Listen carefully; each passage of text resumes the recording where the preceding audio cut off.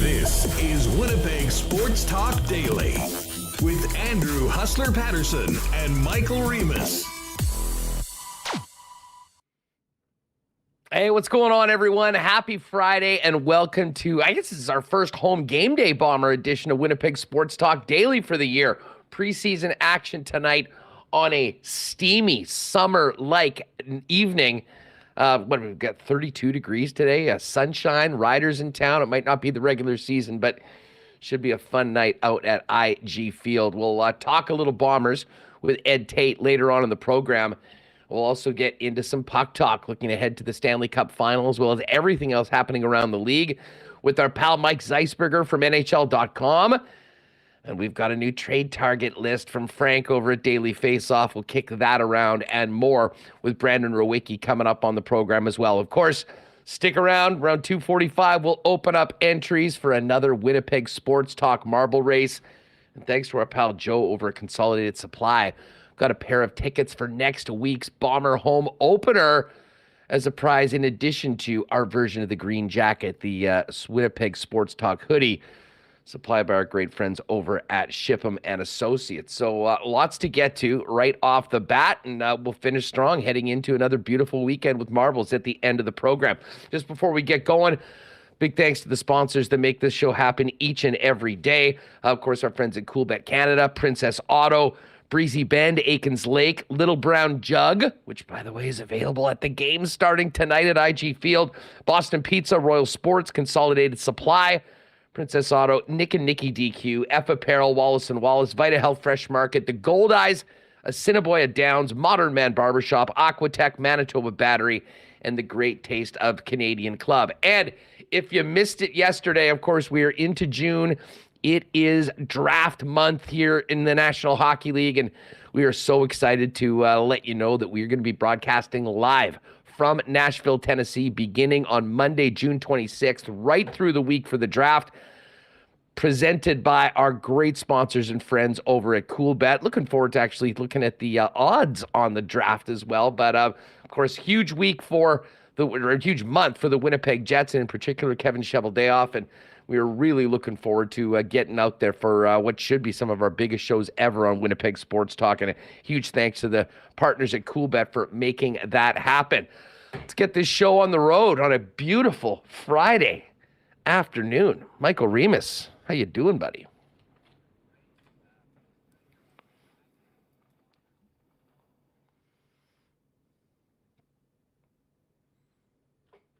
All right, we got to we'll get Remo queued up as well.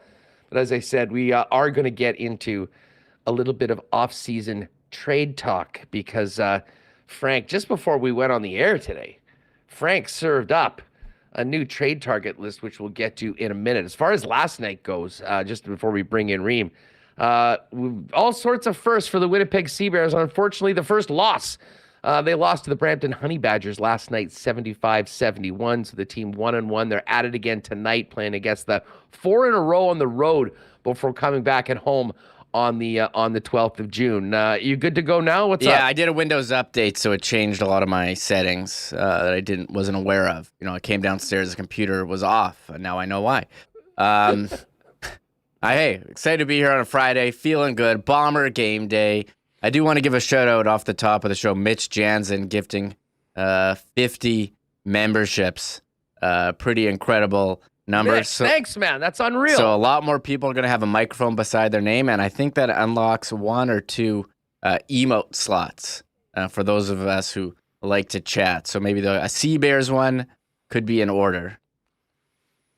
Yeah, looking forward to that. And of course, the memberships, Mitch, cannot thank enough for your generosity for doing that and spreading the love around the chat room. And, of course, everyone, $2 a month helps us run the channel, and all sorts of neat things in the chat if you are a chatter that you get, including those emotes that we mentioned. Just before we get to Bombers and the National Hockey League, I mentioned hoops right off the bat. Was some great basketball last night, both in the CBEBL with the Sea Bears playing their first road game and falling by 4 out east. And, of course, the NBA Finals getting going as well. And Nikola Jokic and the Denver Nuggets taking advantage of, I think, a little bit more rest and really jumping on the Miami Heat last night, winning by, 11? They had a 21-point lead in the fourth quarter, and then it got tight all the way down to 8 or 9 points. But the Nuggets win, the Nuggets cover, and the Nugs have a 1-0 lead. So we're kind of focusing on hoops last night, but that's not the case this evening. We got CFL preseason football, and then tomorrow, Remo, the Cup Final finally gets going in Las Vegas. Yeah, I thought that we were just going to be in limbo and waiting for this thing to start forever, and it never would, and there would be no Cup champion. But yes, after this lengthy delay, there will finally be a Game 1, the coveted Saturday night time slot. Us couldn't go up against NBA last night, and maybe didn't want to do it on a Friday. I don't know what their reasoning is for all this, but it will be happening. Golden Knights and Panthers. I think a lot of people. We did a poll yesterday. I might have to. I've just been doing the poll all week. Who do you want to win? Who do you think's going to win? All of our questions answered tomorrow. Well, for Game 1 at least. Yeah, I'm looking forward to it, and I like the schedule for and the fact that they're starting on a Saturday night. I think is perfect. We've got games for the better part of the next couple weeks, assuming that it goes 6 or 7 games, and then all eyes on the NHL GMs and their scouting staffs as the hockey world will be getting together down in Nashville for what should be a huge week heading into free agency, which, if you can believe, is less than a month away, as it's back on Canada Day. I have no idea why they do that, but whatever. It's a busy week, and it goes right into that Saturday of the long weekend with NHL free agency. Actually, the dumbest. Would they ever do it on 4th of July? I don't think so. Free agency, the Saturday of a long weekend. Yeah, let's have NHL free agency. So instead of enjoying the long weekend, you're going to be inside watching. Are they even doing a free agent frenzy show on either of the big sports networks here? Have it on a Wednesday, midweek. What are we doing? Yeah. I can tell you, James Duthie probably won't be too pleased about having to get out of wherever he spends his summer and long weekends to get into the studio. Insane. It makes no sense. And they got away from that the last couple of years, and all of a sudden it's back on the 1st.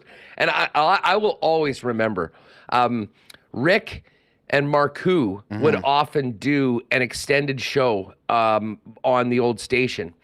And I was out doing a gig in Dauphin at Country Fest.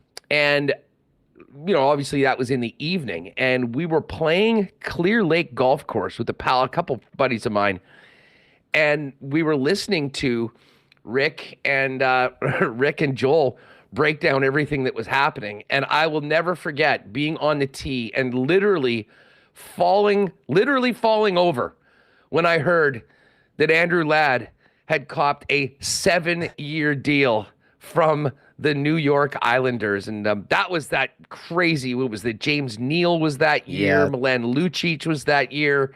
Some of the worst free agent contracts maybe ever signed in the NHL all seem to come on that day. But it should be a time for people to maybe get away from hockey for a little bit on, our nation's birthday. But that won't be the case this year. Everyone will be paying close attention to their phones. And but listen, before we get to free agency, there's some trades that need to be made. There's a draft that needs to happen. And we're going to touch on all that when we get to this trade target board from the Daily Faceoff guys and Frank Seravalli in just a minute. But speaking of Bombers, we are going to get to this game with Ed Tait a little bit later on. If you're heading to the game tonight, by the way, check out the Bomber website.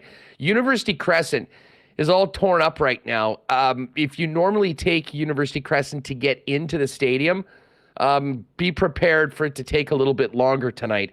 I know that the team is suggesting folks take alternate arrangements to get there, utilizing the park and ride. I think I'm going to take the bus to the game tonight. It's actually great now that they've got the rapid transit essentially set up all the way from basically the Pemby, the Confusion Corner, all the way to the stadium. I think that probably is the best way to get there tonight. There also is park and ride spots, I believe, on Clarence and Seal, if you want to get relatively close but not deal with everything in and around it. So take a look at that. You can check the Waze app as well for anything that might impede your normal drive to the game. Well, we got to get to this story because it kind of broke right as we were finishing up the program yesterday, Remo. But the Bombers announcing that Kenny Lawler is on the suspended list for issues relating to an off-field incident in 2021. Of course, that was the DUI. Now, he was suspended at the time for one game by the Winnipeg Blue Bombers. And this sort of came out of nowhere. And listen, I'm not sure how much Ed will be able to speak to it because, listen, the Bombers didn't really have much to say. If you're looking at the screen, you'll see it for podcast listeners. It was a pretty short statement from the Blue. The Winnipeg Blue Bombers today announced that receiver Kenny Lawler has been transferred to the suspended list pending resolution of matters related to his 2021 off-field incident. The team will provide further update once the situation resolves, which we expect to occur in 3 to 4 weeks from now.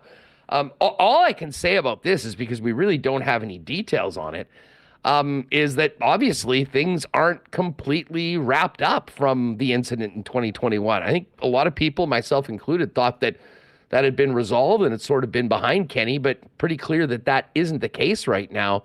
I'm not sure how caught off guard the Bombers were, but this did not really seem to be a possibility. No one had been talking about it throughout training camp or when Kenny came back to the Winnipeg Blue Bombers. So not a great development for a club that was so looking forward to adding Kenny Lawler to an incredible receiving core already going to next week's home opener against the Ticats and Bo Levi Mitchell. Yeah, and first of all, we all agree, drinking and driving is completely dumb. This was a terrible mistake, but he apologized. He was suspended at the time, and I'm just surprised that this is still happening 2 years later. I'm also surprised this wasn't dealt with last year when he was with Edmonton, and I do wonder if this was known by the Bombers when they signed him.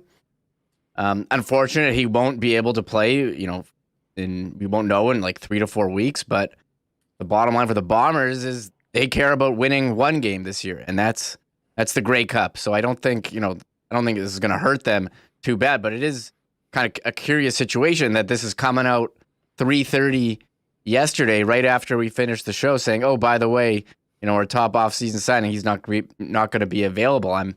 It's surprising that this wasn't known by anyone until now. So there really was a very unclear statement too. We don't know what the situation is, if there's like court stuff or legal matters. We have no idea, but we do know he won't be here. And that's unfortunate for the Bombers, but Carlton Agudosi, he's going to get in now. And we're excited to see what he can do with this opportunity. Yeah, assuming Lawler is able and eligible to play with the Bombers in the CFL, he'll be back at some point, and you'll just plop him into the lineup and go from there. I will say this. I think there might be the benefit to a guy like Agudosi getting a little bit more playing time that might not have been in the cards at the beginning of the year. Of course, he had that huge game against Calgary and then was essentially injured and, left on the DL for the rest of this last season. So there will be some other guys that will have opportunities to step up in a very crowded receiving room. And they'll have to lean on the likes of Dalton Schoen, who had that monster season last year, Nick Dembski, Drew Wolodarski. And as I mentioned, Agudosi probably getting a little bit more playing time early on in the season that he might not have received if Kenny Lawler was in. As far as tonight's game goes, as I said, we'll talk more about this with Eddie in the second hour of the program. No Jackson Jeffcoat, no Brady Oliveira, no Adam Bighill, no Winston Rose, and no Dalton Schoen. Jackson Jeffcoat did return to practice this week. I believe that Dalton Schoen and Winston Rose are still expected to be good to go for next week. Adam Bighill is maybe a little bit of a different story, and we haven't really had an update on Bighill, but I can tell you that he hasn't been in pads. He's been out at practice, but has not been really participating. So I think at some point, until we see him on the practice field, his availability for next Friday might still be in question. But tonight, one more game. Hopefully everyone can get through it. healthy. We're going to see Trevor Harris for the first time at the quarterback position. He's going to start for the Riders and probably play into the second quarter. And obviously the big one is going to be the one that really counts. That's a week today. But one more dress rehearsal for the blue and gold and their arch rivals, the Riders, tonight. Yeah, no, I got the depth chart up here. Has no Zach Collaros. He did his preseason time last game, throwing it around. And we'll get a good look at Drew Brown. Hey, he had to come in and at the first game last year and look pretty good. So we'll get another look at him. And how about this Tyrell Pigrome last week with the big run? Also punched it in from a yard. Is he going to be the guy who punches it in from the one repeatedly for the Bombers? And he makes a big play with his legs. So I think it's going to be a great night at IG Field, Huss. The weather, it's going to be a hot one. So looking forward to seeing the Bombers. And this game is on. This one actually is on TV. It is on TSN. The other one we had to watch on the CFL preseason live streaming, which I actually thought was pretty good. So Dusty will be on the call for this one. Yeah, Dusty just got in late last night. He and Suits will be on the call tonight on TSN, and then Dusty's going to be back next Friday for the home opener. I have a feeling we'll see lots of our pal Dustin Nielsen calling Blue Bomber games as kind of the go-to guy for the Western Division for TSN's CFL broadcasts. So more on the Bombers later on in the program. And Remo, yesterday, and we'll get to this more, the Cup Final with Zeiss. He spent the last week or so down in South Florida talking to Paul Maurice and talking to Matthew Tkachuk, and obviously quite a bit happening in the GTA yesterday with Brad Treleving's hiring, but I think more people were talking about Dubas going to the Penguins than the new general manager of the Leafs. So we'll get on to all of that, but what a gift we got from Frank just before coming on the air, because the new Seravalli trade target board is out. And no surprise that there's plenty of Jets on it. The headline says the summer of Chevy. Winnipeg Jets, Hellebuck, Scheifele, Dubois, and Wheeler join trade targets. And I'll just read you a little bit of Frank's intro. Buckle up, it's the summer of Chevy. There'll be no more popular or busy man than Jets general manager Kevin Cheveldayoff over the next month as Winnipeg becomes the center of the hockey universe this offseason. One could make the argument the Jets will help dictate the tenor and pace of this offseason as Cheveldayoff attempts to remake his club. And doesn't have the number one spot on the list. That goes to Erik Karlsson coming off his Norris Trophy win. And as Frank mentioned in the piece, only Doug Harvey in 1961 won the Norris Trophy and was traded that same summer. But with where the Sharks are in their rebuild and where Erik Karlsson's at, that certainly is very much a possibility. But coming in at number 2 on that list is Connor Hellebuck. And Frank mentions that teams like LA, New Jersey, Ottawa, Toronto, Carolina, Pittsburgh, and Vegas all have openings based on play or contractual status. And I think the talk around Connor Hellebuck is just getting going right now, barring some sort of an announcement from the Winnipeg Jets out of the blue that they've figured out a way to extend Connor Hellebuck come the 1st of July. Yeah, wow. And thank you, Frank. He knows how to drop news 12:30, right before we're about to go on. Comes out 3:30, 12:30, Frank. That's our guy. Comes out with the trade targets. That's when you break news. Well done. Well done, Frank. And I got so excited when I saw the list because we had the Athletic trade board, whatever they're calling it, with Michael Russo and Eric Duhatschek, and they had 4 Jets in the top 8. No, they have Hellebuck 2, Scheifele 4, Dubois 7. So they only have 3 Jets. You got to go scroll down all the way to 18. Where's Wheeler? 19 for Blake Wheeler. So he is still on the list. I think Hellebuck. I think it seems like more like you're hitting more teams. One team that wasn't mentioned in that list was Buffalo, who we know need a goalie as well. Do they want to try to take the next step? But for New Jersey and LA, maybe those are the top 2 destinations who have prospects, who made the playoffs this year, knocking on the door of advancing. New Jersey did advance around, but they were bounced by Carolina.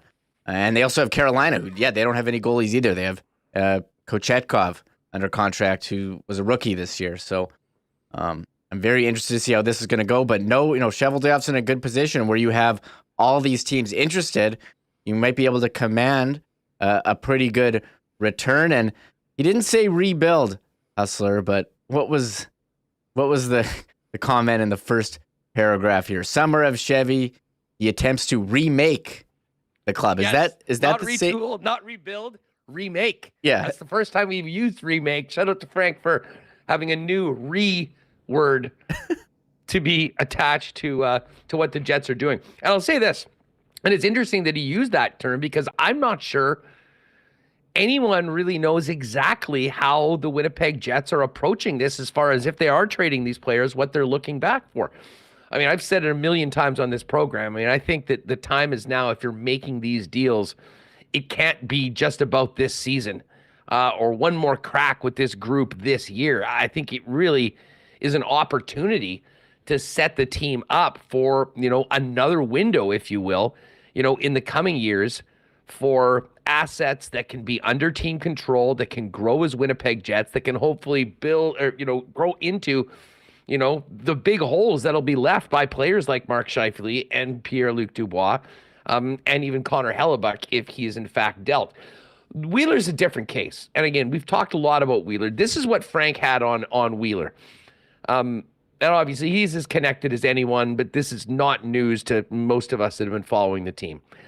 It's difficult to envision a path back for Wheeler in Winnipeg, particularly after he was openly critical of Coach Rick Bowness's postmortem playoff interview when he said Bowness was too hard publicly on the team.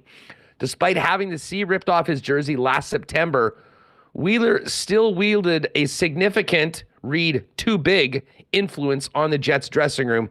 It's time for the Jets to cut bait. Last summer, they touted Wheeler as the missing link to a contending team and were unwilling to retain salary to move him.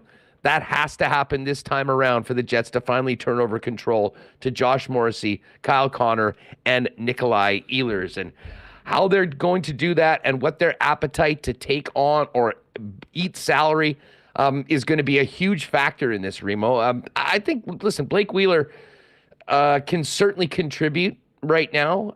But as you heard from Frank, I mean, this is less about trying to get more out of a particular position.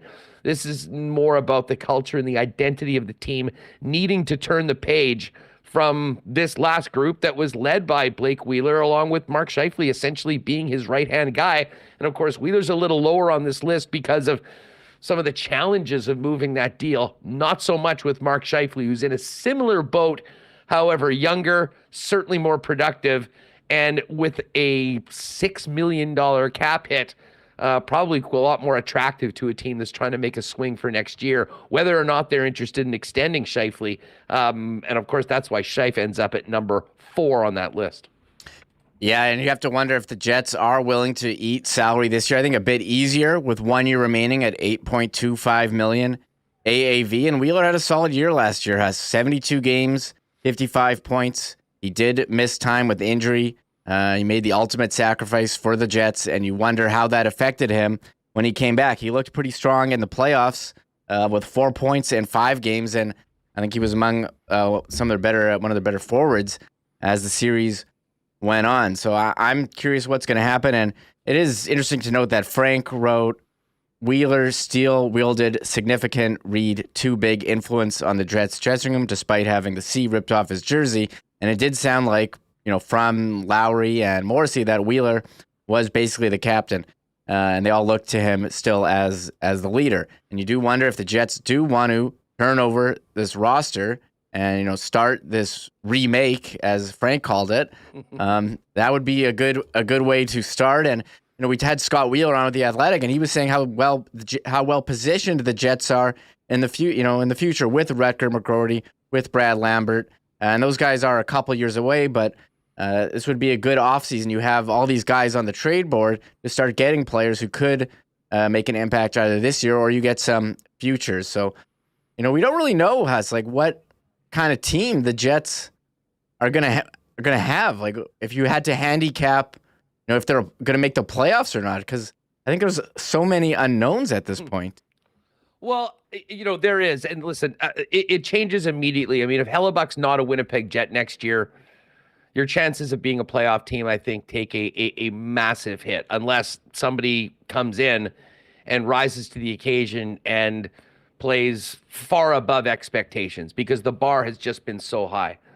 But as Wheeler mentioned, with younger players that are ready to get into this lineup probably in a year or two, this is the opportunity to restock, to turn over this roster in some ways, and to get younger prospects and even picks. I guess picks for this year will definitely work, considering it's supposed to be a very, very stacked draft.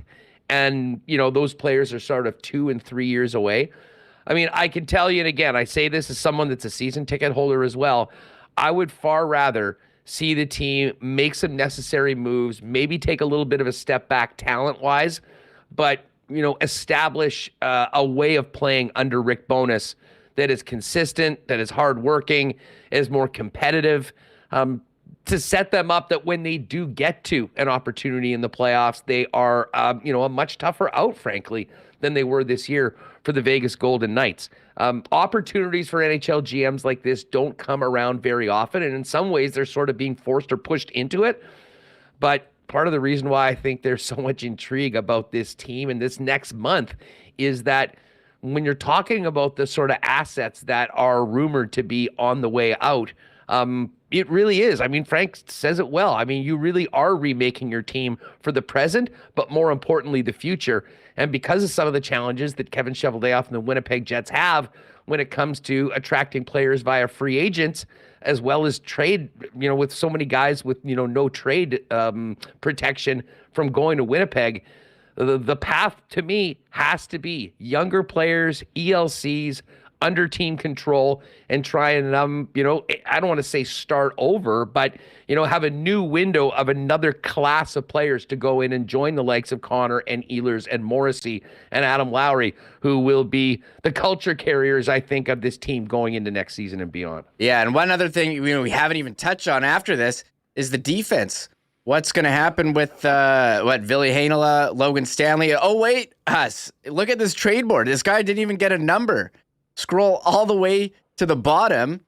Next up, Logan Stanley, Winnipeg Jets. So he's not officially on the trade board. He's not officially on. He didn't get a number. It goes to 25. Cal Peterson's the last one, but it says next up Logan Stanley. And Frank has come on here, talked about Logan Stanley. We heard that he had a trade request. I would guess he is the guy to go, and we'll see what happens there. But there's that's another one. Logan said, what's going to happen there? So amazing how 5 Jets on this trade board technically. You could legitimately put a few more on as well. I mean, it's somebody. I mean, one of the things is he has a St. Louis Blues defenseman. You could probably put in a couple of Winnipeg Jets defensemen because, with the contract situation and Heinola and Chisholm not being able to, be put on waivers like they were last season, it's crowded and it's busy. And as we've documented plenty before, they don't want to be in a situation where they're forced into potentially losing a player for nothing like they did Johnny Kovacevic last year in a similar situation. Man, and I saw an article.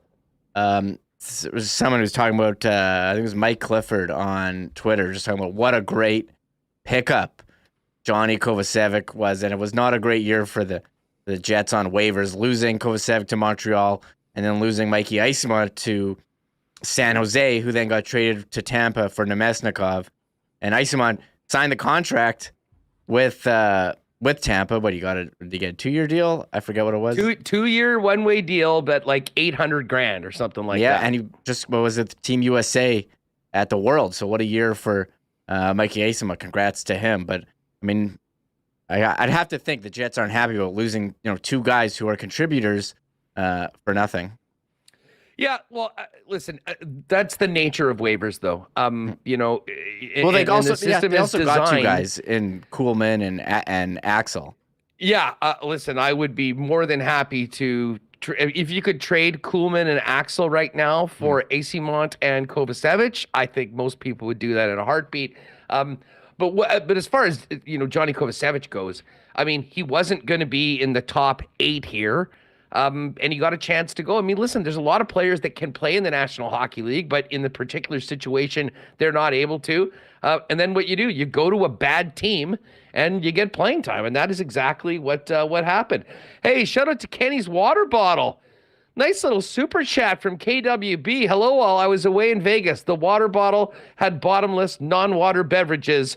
Also, I can no longer be considered a good person anymore. I'm here to pay my fine, but glad to be back enjoying WST again. Kenny's water bottle. Great to have you. Kenny was on yesterday. If you missed that one, KWB, go check that. And yeah, it's going to be a great month. And as if you missed it yesterday, we are going to be doing the show at the end of the month, the whole week in Nashville. And there'll be a lot of conversations like this around the scuttlebutt around the league heading into that. We are going to get to Mike Zeisberger, though. More on this trade target list with Brandon Rewucki a little later on. Of course, we will hit the Bomber situation as well with Ed Tait going into this preseason game.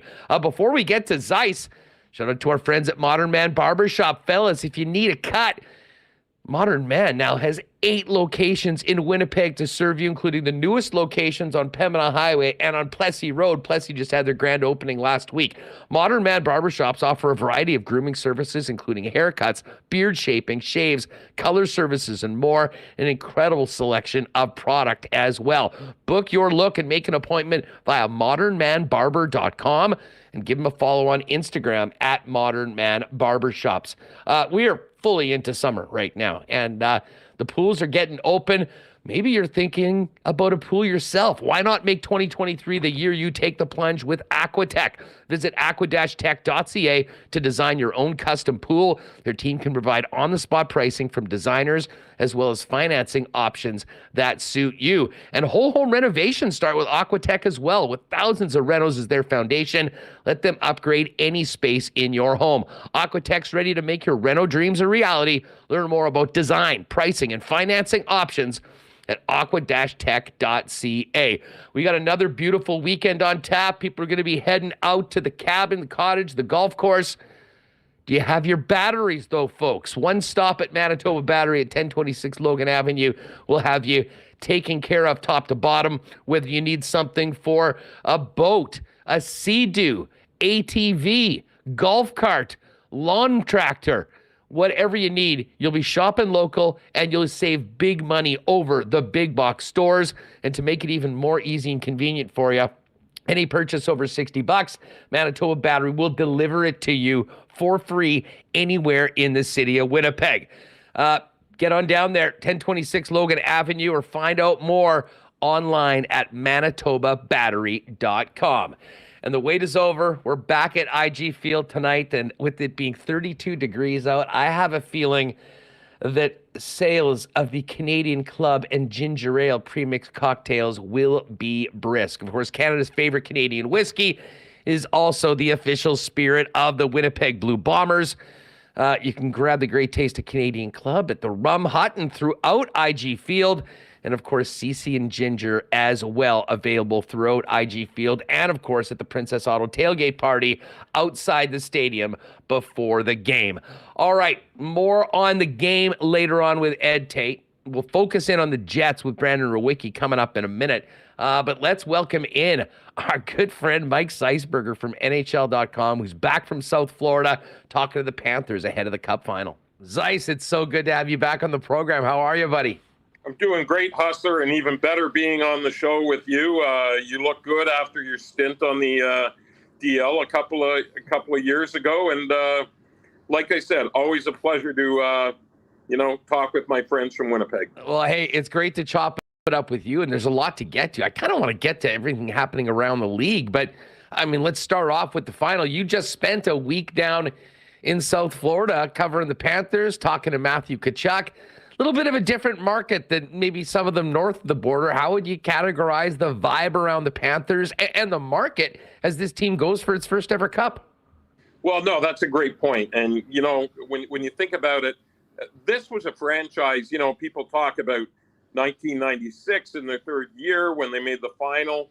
Yeah, they were swept by the Colorado Avalanche in the Stanley Cup Final, but there was so much buzz around the team. They played in downtown Miami, and we all remember the Rats, the plastic Rats. which people would throw on the ice all the time. Well, that's a long time ago. That's decades ago. And this is a franchise that went through a period where they only made the playoffs twice in 20 years. So now slowly they're building momentum up again. And, they've been in the playoffs for, the last 4 seasons. And now when you look at it, I mean, there is a buzz. And Hustler, it's led by Matthew Tkachuk. He's become the face of the franchise. And when you talk about the momentum of the fan base and the recognition of the Panthers there, I'll give you an example. So before Game 6 of the Eastern Conference Final in the NBA, between the Miami Heat and the Boston Celtics, Matthew Tkachuk was on the pregame show of the NBA on TNT. So he's sitting on a set, where the Heat play, with Shaquille O'Neal, Sir Charles Barkley, and Kenny the Jet Smith. And, in the case of Shaq and Chuck, those are two, if you think about it, those are two legendary figures in basketball. And as that's going on, the fans who are there to watch an NBA semifinal game are chanting, "Let's go Chucky, let's go Panthers." And, a couple of years ago, that would have never happened. You wouldn't have believed that that would happen. But the fact that he's getting recognized in the general public, especially with a team that's so popular like the Heat, just goes to show that, they're not like a Canadian market yet. And they're not as popular as the Heat. They may never be. But the increases and the snowball effect of how people in that market view this team has been very encouraging, to say the least.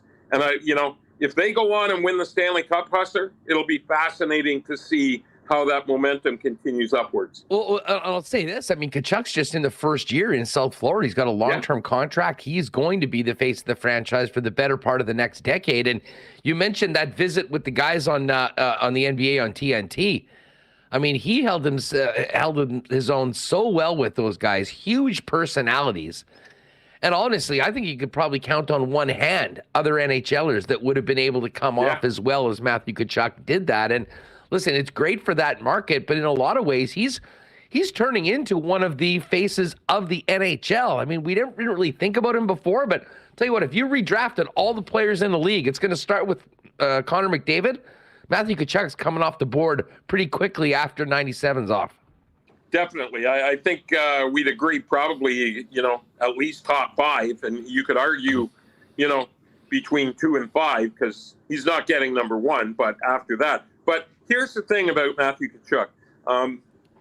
This is a different guy in that he is still the guy that gets under your skin. He's still the guy that will go in there and go into the gray area. But what Paul Maurice has been able to do is say, you are too important to us to be sitting in the penalty box.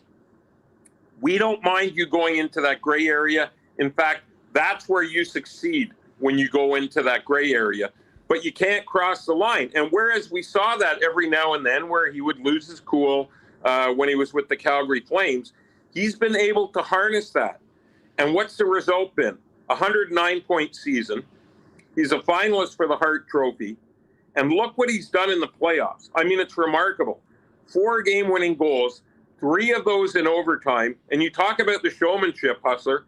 How about the first one that he got, in that epic, lengthy game in Florida? Or I think it was game 2 in Carolina in their sweep over the Hurricanes, where he scores and then he skates right to the door and skates off the ice. The walk-off. Yeah, the walk-off. I mean, not only is he doing these things, he's doing it with flair. He's doing it with pizzazz. And, you're getting shows like Pardon the Interruption, the show on ESPN that doesn't usually talk about hockey, but they'll talk about Matthew Tkachuk's mic drop. And that's good for the game. So it's twofold what he's doing now. Not only is he producing on the ice, but he's getting more eyeballs onto the sport in a place where maybe in the past there haven't been that many. We've got to talk about the role of Paul Maurice in all of this story. he was taking a lot of heat mid-season. He took over a President's Trophy team. Didn't look like they were going to make the playoffs. Very different vibe around the team right now. And he seems to be, listen, he's never been a guy that's shied away from the media or cameras or microphones. But right now, with things going so well, it seems like he's loving every minute of it. Look, I've known Paul for over 20 years, and this is the most content and happy that I've seen him. And it goes, somebody could say, well, yeah, he's like that because he's in the Stanley Cup Final. That's not the reason. I just think that he's learned to enjoy himself. And he talks about how much fun this group of players has had. And to understand that, you have to understand the philosophy that this team had. Like we mentioned, they won the President's Cup last year, or President's Trophy last year, for having the most points in the league. They win their first round series, then they get swept by Tampa. And General Manager Bill Zito sits there and says, you know what? We've got a talented team, but we have a team that scores off the rush.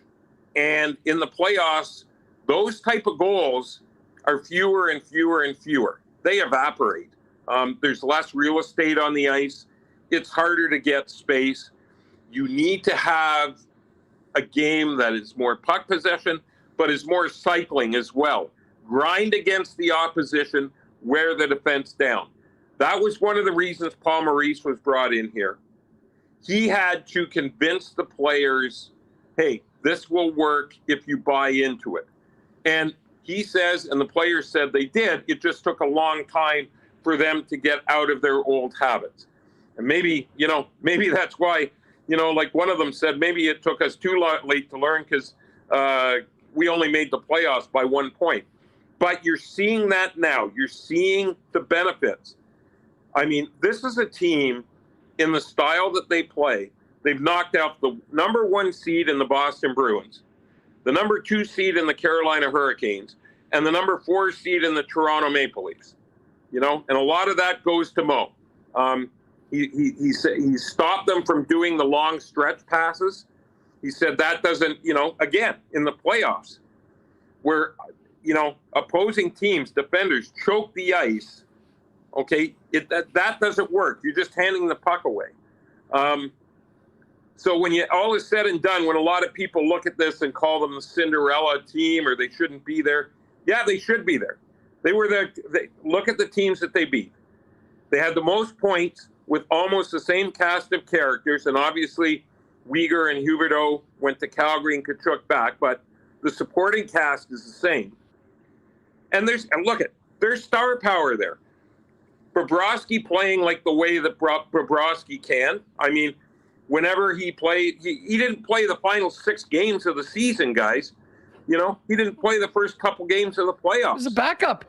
Yeah. It was no longer the starter. That was bad Bob. And now we're seeing really good Bob. And really good Bob is really good.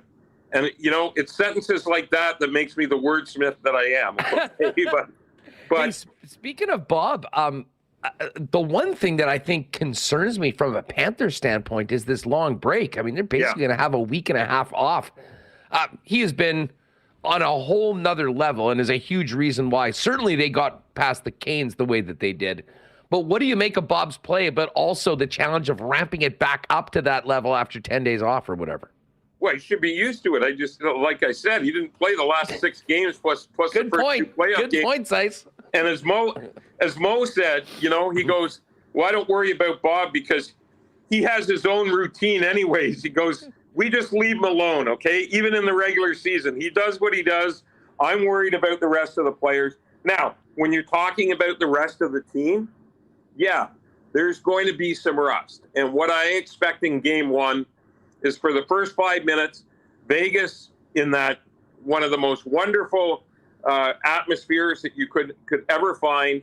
And, obviously, and Gary Lawless being in the building. I mean, what else could you want? But the ice is going to be tilted like this, Hustler, for the first 5-10 minutes. And good Bob's going to have to be really good Bob. But I think, this is a team that went into hostile environments. I mean, Boston, Carolina, okay, and they managed to come out ahead. So I think if they can, and I know it's a cliche, but especially for a team would have been off for 10 days like they have, if you can survive that first 10 minutes, I think this team is loose. They laugh a lot. And I think there's the belief that, you know what, if we hang in here, they're not scared of anything. And even if they give up an early goal, I just don't see them, succumbing to the pressure, even if there's a little rust there, because they've managed to overcome all these things before. Hey, we're only, a month removed or 5 weeks removed from them coming back from a 3-1 deficit and trailing in Game 5 until Brandon Montour scores with a minute left in regulation to force it to overtime, from being eliminated by the Bruins. So, when you talk about backs against the wall, I mean, their backs were nailed against the wall and they still came back. So, I just think if they can survive early on, the resilience of this team should not be questioned. On the other side, you alluded to our pal Gary and the Vegas Golden Knights. This is a team, we certainly saw it here in Winnipeg with the way they sort of just took over that series in Game 2 and never looked back, the way they took care of the Edmonton Oilers, and of course, winning in the last round against the Dallas Stars. This does seem like a team that is built for this moment. And there is, despite being such a young team, Zeiss, a lot of experience in the playoffs in that Knights dressing room. And of course, Bruce Cassidy, who I think has something to prove as well on the bench. Well, first of all, a little bird told me that the lawman was seen wearing a purple suit. That's true. Where's yours, Hustler? Did you leave it at home? I mean, You know what? Does such a thing as a purple suit exist in Hustler's world? I have to admit, no, but Gary's inspired me. I've been getting my head down to F Apparel and say, give me the Lawless, and just have the picture of him on Ray and Dregs wearing that suit. That's hilarious. But no, you make a great point. And, there is veteran presence. You've got Mark Stone there. You've got Jack Eichel there, although, it's surprising. A lot of people are caught off guard by this, that Jack Eichel had never played a playoff game before this run. But the guy, when I look at this team, and the Marcia Sodes and the Riley Smiths, they were there in 2018 when what was really a Cinderella team, that Vegas expansion team, went to the final before losing to Washington. But the guy that I look to is Alex Pietrangelo, because this is a guy, he was such a stalwart when the St. Louis Blues won the Cup in 2019. He went into, let's not forget, they went into TD Garden in Boston for a Game 7. And that was one of the most electric atmospheres that I've ever seen. And they siphoned, and I mean siphoned, the enthusiasm out of that crowd. And he's just such a big presence there, a calming presence. And I think that's one of the keys in the dressing room and out on the ice is Alex Pietrangelo. And, we're so caught up in this sport in goals and assists and things like that and all the analytics, but you can't measure that, okay? And that's what Alex Pietrangelo has, both in the dressing room and out on the ice. And I think he's going to be a huge factor as we go forward here. Zeiss, while the Panthers and the Knights get ready to drop the puck on the final, there's a lot of business going on around the National Hockey League. Really? And, certainly yesterday was quite the day. What's Leaf Nation talking about today? The fact that Brad Treleving is the new guy, or the fact that Kyle Dubas is now the president of hockey ops in Pittsburgh? And as a guy that's been around for a while, what did you make of them announcing it 20 minutes after scheduling Brad Treleving's introductory presser? Well, hey, there's nothing fishy going on there. That's what they tell us. So and we believe everything the teams tell us, right, Hustler?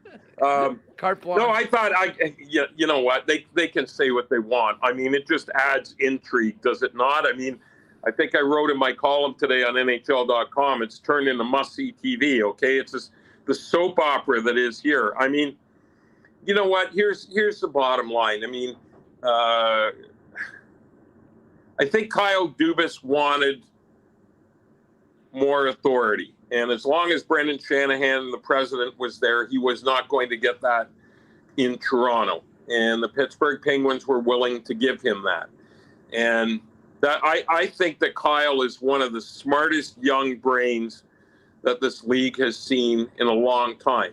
At the same time, you know, when there's people anointing him,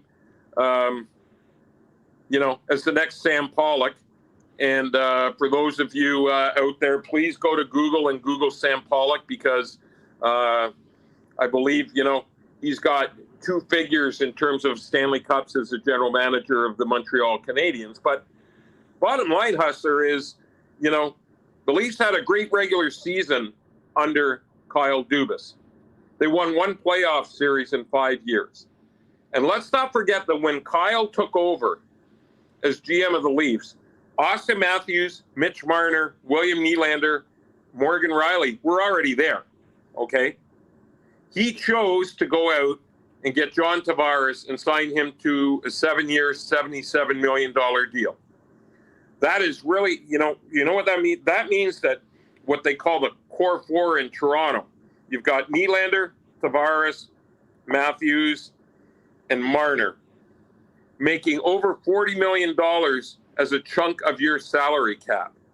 Now, that has shackled Kyle in his time in Toronto. Now, he could not, you know, those signings were made projecting that the salary cap would go up. Nobody could have predicted a pandemic. So, you know, I would summarize by saying, yeah, I think Kyle is really, really smart, and he could do a lot of great things in Pittsburgh. But let's not get ready to anoint him into the Hall of Fame quite yet. And I think that Shanahan, looking, you know, the team president of the Leafs, looking going forward, and don't forget, that was Kyle's first general manager's job in the National Hockey League. He wanted experience. He wanted a guy that wouldn't be afraid to make the hard decisions. And we saw with Tkachuk last year what Treliving did in Calgary. You know, I find it a little funny, Hustler, about the revisionist history that some people have when they go, oh, well, the Flames got fleeced in that trade. Well, you know what? At the time of the trade, when Matthew Tkachuk goes to Treliving and says, look, you know, no offense, I have 1 year left on my contract. I'm not going to resign here. You have to get something back for that commodity, okay? And the fact that there's only certain teams you can go to limits that, all right? This is not like a trade that was made on the open market. There was only certain options. For you to get a guy in Jonathan Huberdeau, who at the time, Hustler, had been the second leading scorer in the entire league, and a defenseman like Weegar, who just at the World Championships, just for Canada, just got voted the top defenseman in the entire tournament. There's a lot of talent there. Now, forget about Brad Treliving. Could any of us have imagined that when all was said and done, Jonathan Huberdeau would have 60 less points in Calgary? You know, one of the biggest, if not the biggest, drop-off in points in NHL history in one season. Nobody could have predicted that. So, you know, I think when all was said and done, at the time, a lot of us were sitting there going like, that's a pretty good return for a guy, you know, who had to make a trade with that was kind of shackled. So I think when Brendan Shanahan looks at Treliving, he goes, not only does he have experience, but he's been a general manager in a Canadian market. And we saw with the Tkachuk deal that he's not afraid to make the tough decisions. And rightly or wrongly, I mean, you know, you want a general manager that's proactive, not reactive. So it'll be fascinating. But back to your point about the timing, I mean, when the schedule comes up, or out, I should say, circle Pittsburgh and Toronto, because that's going to be must-see TV, man. What a soap opera that's going to be. No doubt about it. And just quickly on Dubas's new stop in Pittsburgh, I mean, we were kind of going through their roster, the contracts they have signed. I mean, you want to talk about a very different team than the Toronto Maple Leafs. I mean, this is a team with, frankly, an incredible core, but the oldest core. I mean, it's a good dozen years older than the guys he was dealing with. And navigating through the end of those guys' careers with everything that they've invested in those is not going to be easy. No, not at all. I mean, when you look at, first of all, you come to a place with Crosby and Malkin and Letang, 3 guys that are going to be in the Hall of Fame, 3 guys that have helped the Penguins win 3 Stanley Cups. I mean, the championship pedigree cannot be ignored, okay? At the same time, when the season starts next season, all 3 of them will be 36 years or older. So when you talk about, well, they have to win now, yeah, they do have to win now. Now, the one thing that Kyle does have at his disposal, which he brought up during his avail yesterday, was that they have about $20 million in cap space to play with. So that'll be interesting to see how he uses that. Hello, Connor Hellebuck, but that's a different story. But it's going to be, you're right.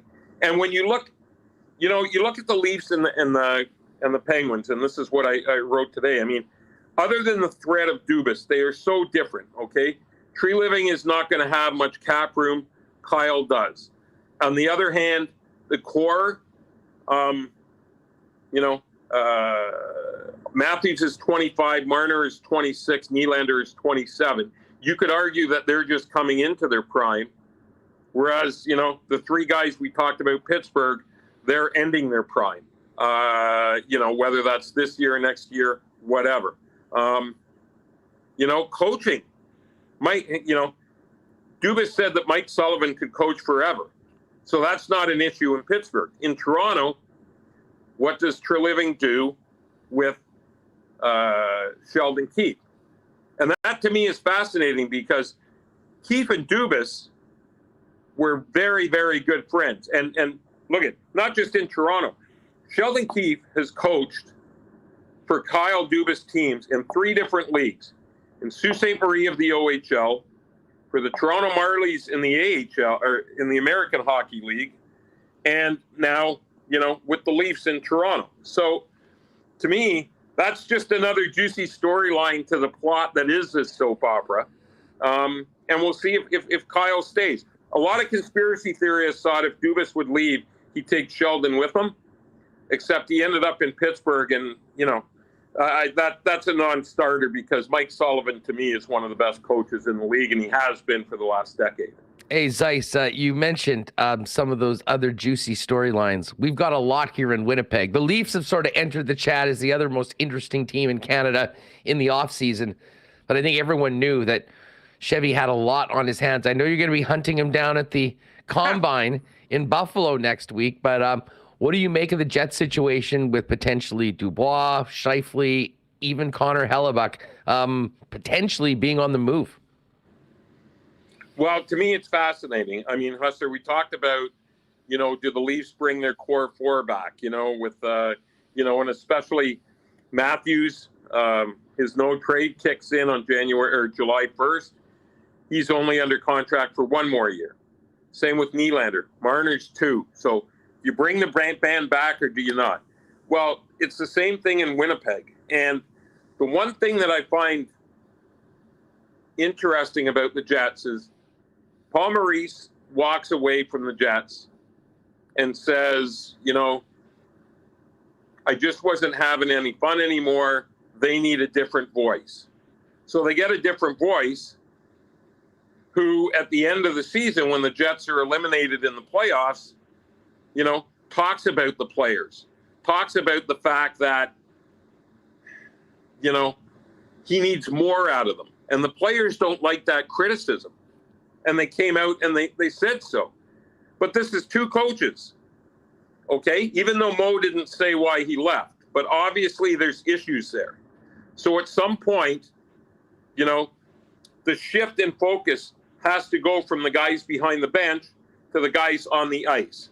And that is going to be, to me, Chevy's biggest and most intriguing decisions yet, because it's all about the core in Winnipeg. Well, it's Hellebuck, whether it's, as you said, Dubois, whether it's Scheifele, the Wheelers situation. I mean, because I'm not sure what you get back for those guys, but is it time to hit the reset button? I don't know, but Chevy's been, to me, other than the Line A deal, he's been fairly stand pat when it comes to those guys. Is this a year that it changes?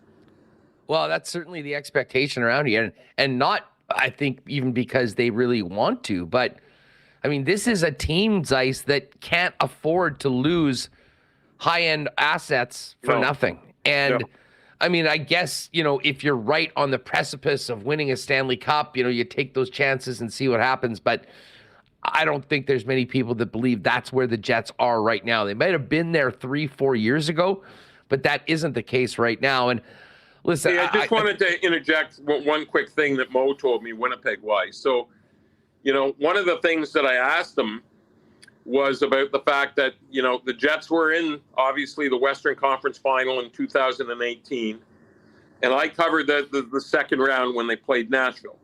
I thought that Jets team was good enough to win a Stanley Cup. They still had Bufflin on the back end. They still had Trouba on the back end.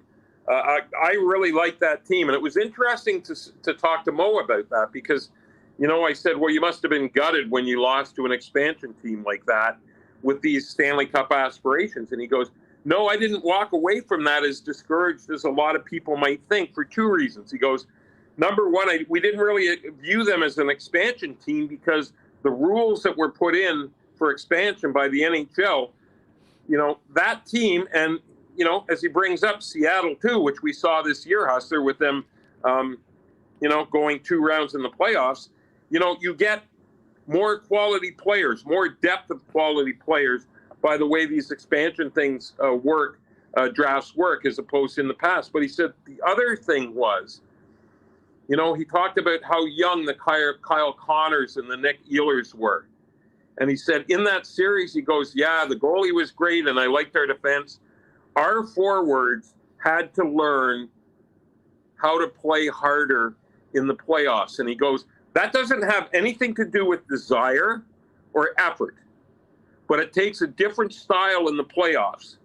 And sometimes it takes those young players to learn that. And I thought that was fascinating from a Winnipeg point of view, because I remember thinking when the Jets were eliminated, and I'll never forget, and you would know, it might have been off Scheifele, that soccer diving save that Marc-Andre Fleury made in that series. But, I thought Paul would have been gutted, but he broke it down it was very fascinating to hear him talk about how his young core of forwards, and he praised them for their effort and how hard they played, but it was the style.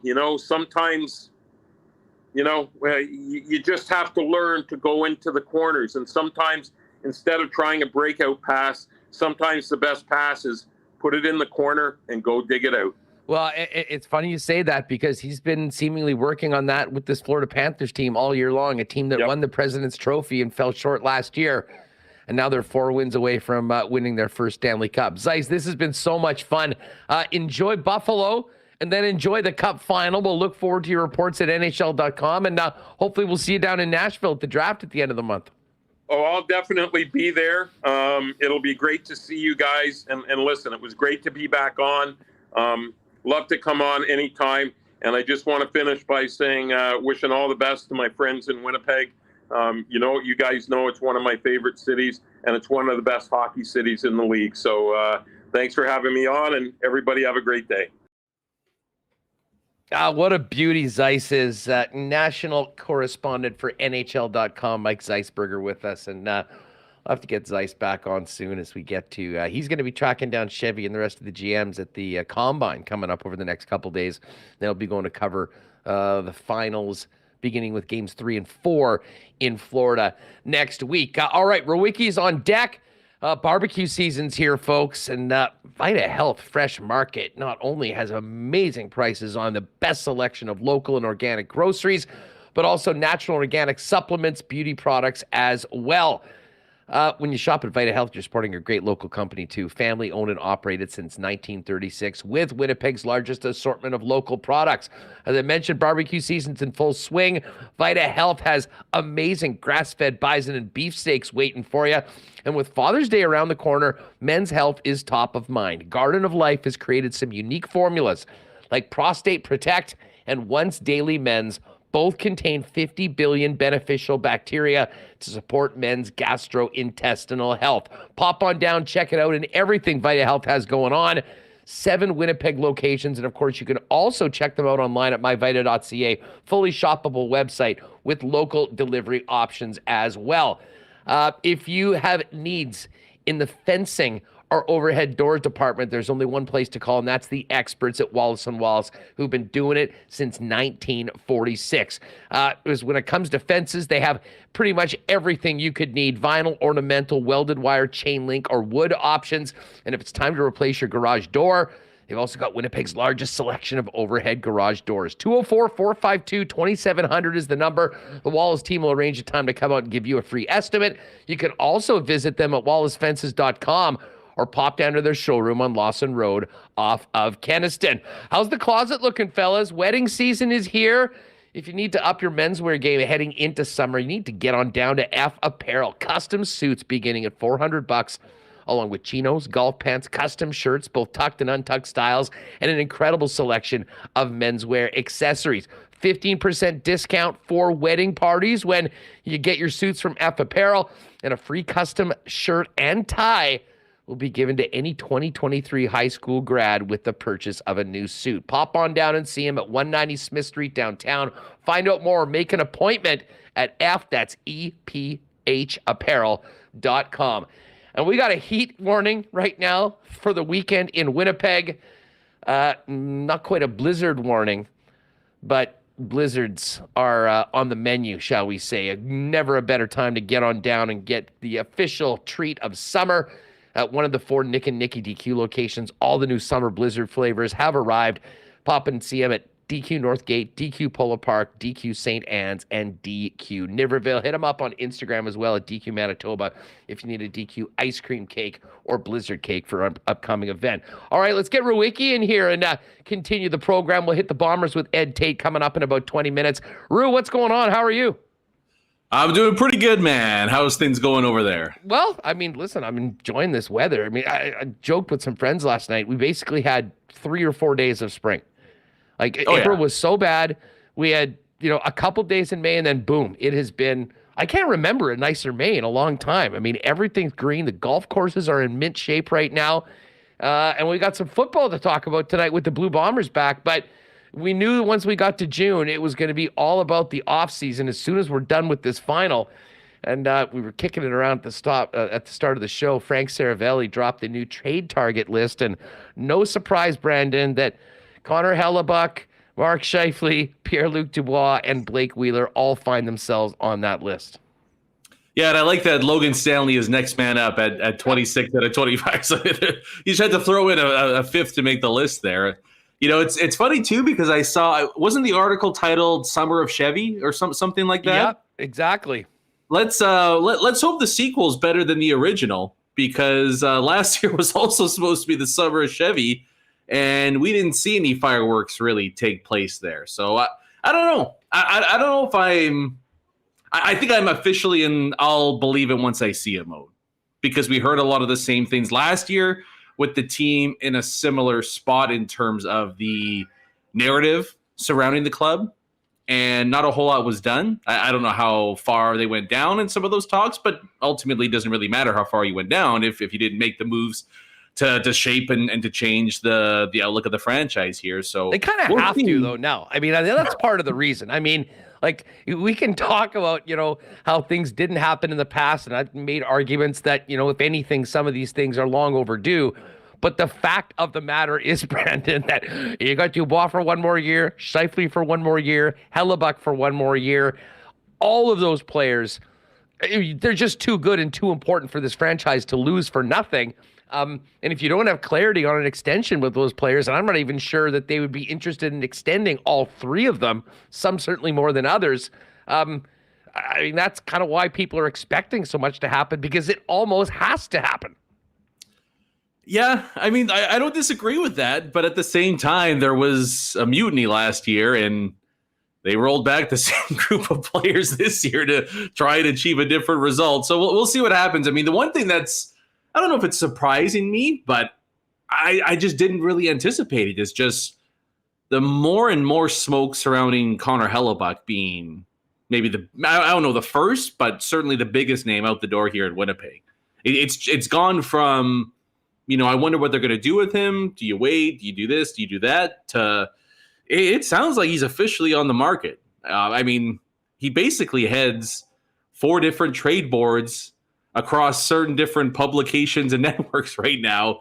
And it's tough to ignore it at this point, especially because it's been so quiet around the player himself. Like we've heard so much chatter, obviously, with PLD and his agent. I mean, Mark Scheifele spoke up last year, right? Blake Wheeler isn't afraid to speak his mind as well. But Hellebuck's always kind of, gone under the radar there. But the fact that so many different people are saying so many different things and kind of insinuating that this seems to be the direction the Jets are going, I mean, that does kind of maybe lead me to believe this could actually be the summer of Chevy. And I'll tell you what, Huss, I mean, you say you're kind of forced into making some moves here. If Connor Hellebuyck wants out and it's a futures package coming back the other way, well, guess what? You just very well might be forced into making a couple other moves that maybe you didn't want to. And then we do see maybe not just 2 trades or something like that, but 3, 4, 5, maybe even 6 trades in a completely different team by the start of training camp. Yeah, I mean, listen, we focus so much on the big 4, if you will. Hellebuyck, for the reasons you just mentioned, Dubois and Scheifele because of their contract, and the one guy that I think we know they tried to deal last year and didn't want to eat the salary, but it's never been more apparent after hearing what the guys had to say with their parting words at the end that, this organization, I think, knows that the time is now probably long past to move on from Blake Wheeler. The Wheeler trade, though, is a much bigger challenge right now. And, for a team that has not historically wanted to pay players to not play for them, I think it is. I mean, listen, it's a difficult situation and one that they didn't act on last year. But it's pretty clear that, for the culture of the team moving on and really doing what I think they were hoping that Rick Bowness could kind of instill on his own, pretty clear that is also a priority for the Winnipeg Jets. And but how that one is a lot easier said than done, especially if you don't want to eat a considerable amount of salary. Yeah, and that's why I've been kind of banging the drum that I mean, they don't like to, but again, you're kind of forcing yourself into it here. I mean, they did it once with Mark Stewart, but I think the Jets go the buyout route with Blake Wheeler. I mean, even at, I know $4 million and a little bit of change isn't an absurdly high number for a team to take in a trade, but man, I just don't see it going down that way. And I mean, they had the opportunity last summer, and there were no takers on that. And even with the year left, I think the Jets are going to find themselves in a similar boat where you're pretty much presented with 2 choices. Do you want to eat half his salary for 1 year and likely give up an asset as well to move him along? Or do you want to have an additional cap hit next year, but you retain all of your assets? And I mean, you give up a little bit in terms of cap space. And to me, the latter one is the much more palatable option. And I mean, if you're one of those that cares about this sort of a thing, I mean, to me, that's kind of the more honorable route to go with your former captain is you can, buy him out, allow him his chance of picking his contending team if that's what he wants to ultimately go to. He gets to choose where he chases a cup for another year or 2, and seemingly everybody's happy in this situation. So I don't. I mean, when we talk about trades and this and that, how many trades are going to happen, I really don't even include Blake Wheeler in it. I want to be beyond shocked if the Jets do end up trading him, because I really do believe that whether they're retooling or rebuilding, it just makes sense to me that you buy out Blake Wheeler pretty soon after the Stanley Cup Final comes to an end in that initial buyout window. And then you go about trying to fill out the rest of your team after that. But that would be a pretty monumental. I know he's not the same guy that he was in terms of on-ice impact, but that is a pretty monumental step in a new direction for the franchise if that was to be their first official move of the offseason. The thing that's fascinating when it comes to the other 3 is that I mean, listen, if you're trading a Vezina winning goaltender in your top two centers, I mean, that creates massive holes that, really, I don't think you can just fill with other players and expect the same level of performance. You need to make it up in other areas. But the one thing that it does do, Brandon, is that it gives you options that might not be there if you were just trading a single player and looking to fill that hole. For instance, you might be able to tackle goaltending as part of a package for one of the centers, whereas Connor Hellebuck, if you're trading him, you might be looking at a younger player that might be, through trading him, might be able to take the place of a Dubois or a Scheifele long term. I think it's quite clear from reading Frank's piece today and seeing and hearing the scuttlebutt from around the league that Hellebuck, the demand for Hellebuck will be as high as probably anybody on that trade list. What would make sense? I mean, if they realize they have to trade Connor Hellebuck, what does that deal look like to you? Best case scenario for the Winnipeg Jets, or at least if you're Kevin Cheveldayoff, where does the ask begin for a guy that's been a Vezina finalist 3 of the last 6 years? Yeah, so I mean, I think for all three guys, a first-round pick is part of the package to bring them anywhere they go, even with their contract situations. I mean, you just look at guys that have been traded with a year left on their deal, guys that have been traded at the deadline. It's sure. Generally, at the very least, a first, a high-end prospect, and then maybe a roster player to balance out money. So, I mean, a first-round pick is absolutely mandatory. There's no doubt about that. And that is the kind of intriguing thing there. If you move those three guys, you have 3 extra first-round picks potentially over the next 3 years to, either draft or move assets here and there. It gives you a lot of ammo to work with. But, I mean, I know I've said this before, and I don't want to repeat myself. I mean, it's all about high-end assets for me. So I'm not looking at, hey, can we get a first and can we get a third and then maybe a couple of prospects, something. It should be a first and your best young asset. If that's a 19-year-old kid, then great. If that's a 22-year-old up-and-coming goalie, I got no problem with that. If it's a 21-year-old top 4 blue liner whoever that person is, those should be the 2 main pieces coming back in a Hellebuck trade. And I might even argue in a Scheifele and Dubois trade as well, depending on where they go. So that should be the main focus here is trying to, however you go about this, and it doesn't have to be a rebuild necessarily if young pieces end up coming back in these deals, but it should just be a focus on, we need to get the best young cost-controlled talent that we can moving out these guys. And again, being in the market that is Winnipeg, you're able to hold these guys inside the franchise for a number of years. And we've seen this team surprisingly have really good success at retaining high-end players. That's never been the issue here with the Jets, which is, I mean, really bizarre, but it's kind of what their whole franchise depends on in terms of being successful. They've shown that they can keep guys in the fold.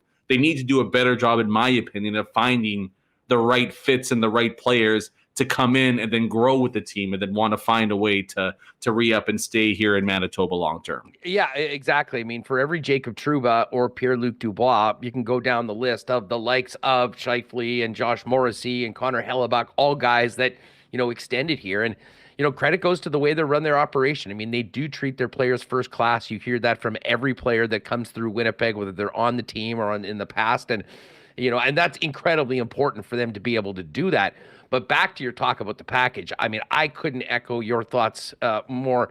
To me, the key to this deal, and even if it doesn't include a first-round pick, if your prospect of that young player is better, but I mean, we're talking about a player, that's 21 or 22 years old. You've got that window under team control. And listen, there's going to be tons of opportunity for young players like that. If guys like Dubois and Scheifele are sent packing, it could actually be a pretty attractive spot for, younger guys that might be, similarly to some young defensemen on the Winnipeg Jets, just not at the spot in the depth chart where they can really dive in and get that responsibility and opportunity in a big way next season. Yeah. I mean, there's a few guys out there, right? I mean, obviously, I don't know if we could the province of Manitoba can collectively get a vision board together and manifest Quinton Byfield to come down. Is that a possibility? We could do that. He's the crown jewel of all the young pieces that are available. I just think he's like he's either months or a year away from popping off. Now is the time to jump on a player like exactly, that. Exactly. I brought up Byfield, a number of times on this program as the exact type of player that, listen, if you're giving away big assets to a team that's looking to win now, that has the opportunity to extend these players, you need to have something come back that, could potentially turn into the production and effect on the ice of those guys that you've had. And it might be a perfect window because he hasn't really popped as of yet. And the Kings, I think, do feel that they are very close.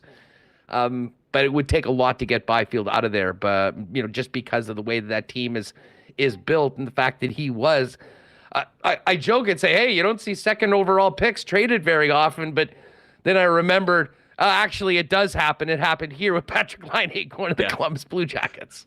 Yeah, and another second overall pick is playing in the Cup Final in 2 days with his second team, right? So they don't get traded at the draft, but they do get traded a few years down the road. I mean, maybe at a surprising amount there. But, I mean, LA obviously, I think, makes the most sense as a trade partner with the Jets. I mean, even Alex Turcotte as well. Obviously, a tier below Byfield, but a guy that hasn't really gotten a chance or elevated his game just yet. I mean, LA makes a lot of sense. The only problem with trying to pry Byfield out of LA to me is twofold. Is one, it's gonna, I believe at least, it's gonna cost more than just one of the Jets pieces. Like, could it possibly be two of those guys to get Byfield out of there? Because LA, I mean, there's a ton of value in them having a guy like that making very, minimal money and potentially giving you like $7-8 million worth of cap hit if he's able to pop off this season, right? So there's that part of it too. The other thing is, like, do you have to take back Cal Peterson's contract to make a deal work there, and how competitive will the Jets be? That might be part of it for sure. Yeah, I mean, right? He's got 2 more years at $5 million, and he was basically stuck in the minors this year because he just couldn't stop anything. Yeah. So I mean, it's kind of, I mean, it depends how negative you look at it, but I think if you were able to get Byfield out of LA, that would be amazing. It probably means the Jets suck this upcoming year. But are you willing to eat that for being a more healthy franchise 2 to 3 years down the road? Well, that's going to be the debate that you need to have there. The other name and team that I'm intrigued is the New York Rangers, who have kind of been sniffing around, I mean, since the Trouba trade, but they've been sniffing around Winnipeg for quite some time. And you talked about maybe not filling all your needs in each trade, or one guy gets you a forward, a goalie, defenseman, but Braden Schneider, to me, makes a lot of sense as a guy that the Jets could go after here in Winnipeg. Clearly you look at the depth chart out there with the Rangers, and he's kind of languishing on the third pair, and there's not really a massive opportunity for him to leapfrog some of the guys that are ahead of him. He's got some Manitoba ties playing with the Wee Kings there, and you wonder if either Dubois or Scheifele, if they're the ones to head out to New York for a little bit more scoring punch down the middle. If a guy like Braden Schneider doesn't make a lot of sense as the centerpiece of a trade there, who can slot in, maybe he comes in on your second pair and you have Sandberg Schneider together as potentially your second pair of the future, or you throw him right there with Josh Morrissey and let those two get cooking. Hey, before we go, Buffalo is another team that has been prominently rumored to have interest in Connor Hellebuck. They've got Devin Levy, who they expect to be with the club and sort of their goalie of the future. So I'm not sure this would be for more than the 1 year. But when you look at to be Buffalo is such an intriguing team with the assets that they put up. If Buffalo is interested, where does your ask start for the Sabres? Yeah, it starts with Levi. I don't know if it would be anybody else but Levi with Buffalo. I'm not a major believer in some of their younger guys. I mean, like Cousins is going to be off the table. Yeah, Cousins was the guy.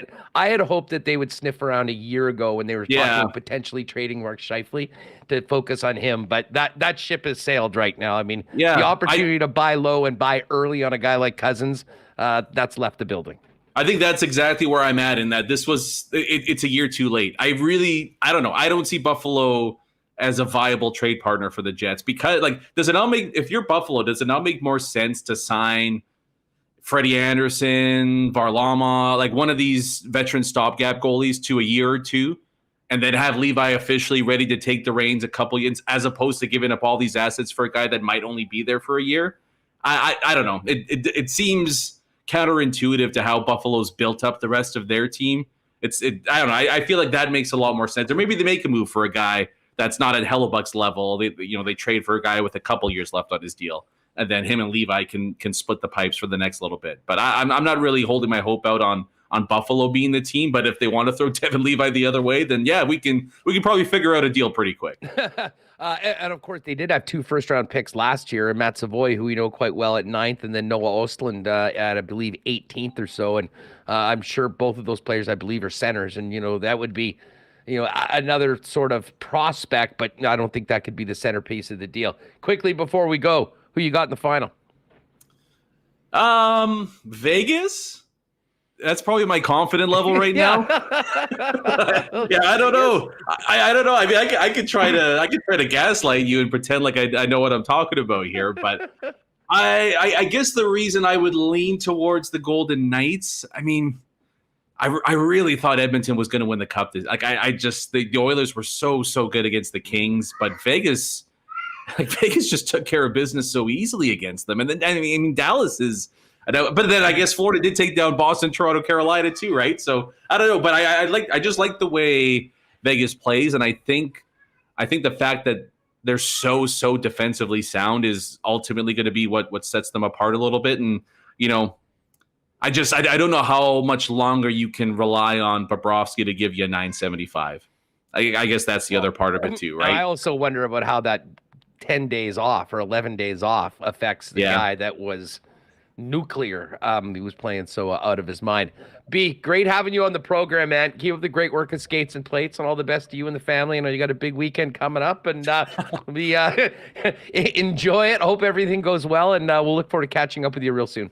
Yeah, I'm getting the coffee IV ready to go. It should be on tap soon. But yeah, thanks, man. Have a good weekend. We'll talk soon. All the best. There's Brandon Rewucki. Check out Skates and Plates wherever you get your favorite podcasts, like Winnipeg Sports Talk. All right, we are going to talk Bombers right away. And speaking of the Bombers, finally, we're back at IG Field tonight. And while it is the preseason, we got the home opener next week. The Princess Auto tailgate party is ready to go for another season down at IG Field. Get there early. Enjoy great specials on food and drinks before the game. And obviously, you might want to get there early as well, just because of the traffic situation with University Crescent. Princess Auto, proud sponsors of the Bombers and WST. 2 Winnipeg locations, Panet Road, Portage Avenue West. You can always shop online 24/7, 365 at princessauto.com. How's the lawn looking, the property? If you've got irrigation needs, talk to the experts that the golf industry uses. That, of course, is our friends at Consolidated Supply, the leaders in irrigation systems, artificial turf, and, of course, new and used golf carts is the exclusive Club Car dealer in Manitoba. They also have other great options for your property, including hot tubs and amazing outdoor kitchens. And they are the leaders in small engine parts and repair. Pop by and see Consolidated Supply for all your needs in those categories. You can see their new showroom at 1395 Niagara Road East, or find out more online at cte.ca. Well, another weekend is here. Royal Sports is going to be busy. We mentioned yesterday the new Sea Bears gear. All the hats just came in. They're on the shelves right now at Royal if you want to pick one up. And before the game today, or before the home opener next week, get into Royal and get your Bomber gear ready for another run for a Grey Cup. Incredible selection of Bomber gear, hats, shirts, Q-zips, T-shirts, hoodies, more. They've got it all. Check out their Instagram for a full display of what they've got for the blue and gold. And get on down there along with all your favorite Jets merchandise, NFL, Major League Baseball, Jays, and soccer around the world. And don't forget, if you want to get into disc golf, they've also got a great selection of those and portable targets that you can play out at the lake. Royal Sports is at 750 Pembina Highway. Give them a follow on Instagram at Royal Sports Pembina. And of course, the Cup Final begins tomorrow. It's been a few days since we've had a game. Great place to get together with friends and watch the game is, of course, your local Boston Pizza. Enjoy ice-cold schooners, world-famous BP wings, and gourmet pizzas, and the latest from the BP feature menu. And as always, if you're staying in, maybe watching the game tonight on the Tube, you can always order online at bostonpizza.com. All right, let's head out to IG Field before tonight's preseason home game for the Bombers and welcome in Ed Tait from BlueBombers.com. Eddie, what is up? It's great to have you back on the show, and what a bunch of weather we've got for training camp overall, and of course the preseason game tonight. I'm downstairs in the bunker here on Chancellor Matheson Road, and the air conditioning's cranked up, which I'm very thankful for because I'll be hot and sticky when the game gets going. It's going to be a perfect night for football, right? We don't have to get out there and run around and try to keep our job. So it's a lot of fun to watch somebody else with all those pressures playing in the heat like that. Eddie, listen, I mean, before we get to the game, and I'm not sure how much you can tell us or know, but kind of a bombshell late yesterday about Kenny Lawler. I don't know, maybe this is naive. It sort of felt like that incident was so long ago in 2021 that everything had sort of been taken care of. But, I mean, the biggest offseason add to the club now on the suspended list for 3 to 4 weeks. I think you used the right term when you framed it as a bombshell, Huss. Look, I can't really say much more because I don't really know much more than what was issued in the statement. And I think a lot of people thought this had been put to bed too. And now everybody in the organization, and I know in Bomberland, is their fingers crossed that this can get resolved in the window that they said, which would be 3 or 4 weeks.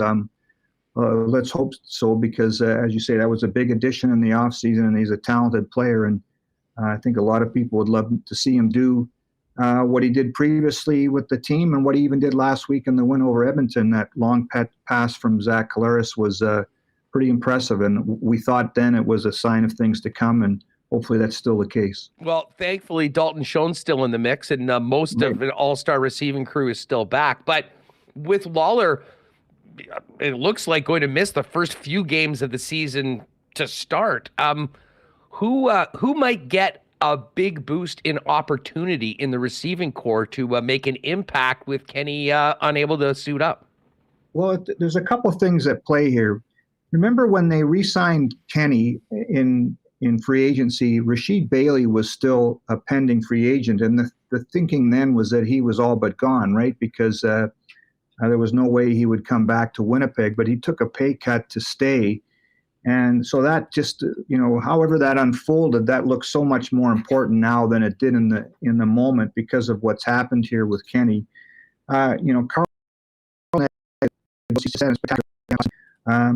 we saw last year in that win over Calgary here in Winnipeg, he just jumped off the page, got hurt a week later. If he can stay healthy, you've got a 6'6" target. He's not necessarily a burner, but if you get it anywhere, in his time zone, he's going to pull it down because he's got such a big catch radius. And then, this is still a pretty stacked receiving core with Dembski, with, you mentioned Dalton Schoen, with Drew Wolotarski. I mean, with Greg McCragen get healthy again. Brendan O'Leary-Orange had a pretty good game in Edmonton last week. Jeremy Murphy had a real good catch last week, one of the draft picks on that 2nd and 27 that they had to convert. So I think, and then there's a bunch of new guys, right? There's I'm going to count here, 1, 2, 3, 4, 5. There's 7 American receivers who are dressing that are new tonight. So this is kind of a last chance for some of them, including Tavares Harrison, who got a little bit of a look-see from the club last year. So there's more opportunity now than we thought, even if it's just temporary, for maybe a job or two to be won in the receiving corps. Eddie, as far as the game goes tonight, it seems like they sort of gave the ones more playing time in the first game on the road, and this one will be keeping some healthy bodies 100% healthy, and a few more opportunities for some younger players, particularly on the offensive side of the football. Eddie, can you hear us? We might have lost. I think Ed pointed to his ear. He couldn't hear anything. So interesting. He's giving us the can't hear sign. That is good. Maybe Eddie, maybe just pop out and pop back in, and we'll see if we can get Ed back for. That's weird. We haven't had that before. I'll send Ed a message just here. How come I can't hear now? Pop out and pop back in. Okay, he just all right. left. We'll see if we can get hooked up with Ed again. But as we were talking about tonight, you won't see Dalton Schoen, you won't see Winston Rose, Adam Bighill, Brady Oliveira, Jackson Jeffcoat, all won't be dressing in the preseason. The guy that I'm looking forward to though is Piggy T. Remis to see what he can do. Eddie, can you hear us okay now? Ed, what's going on? Strange.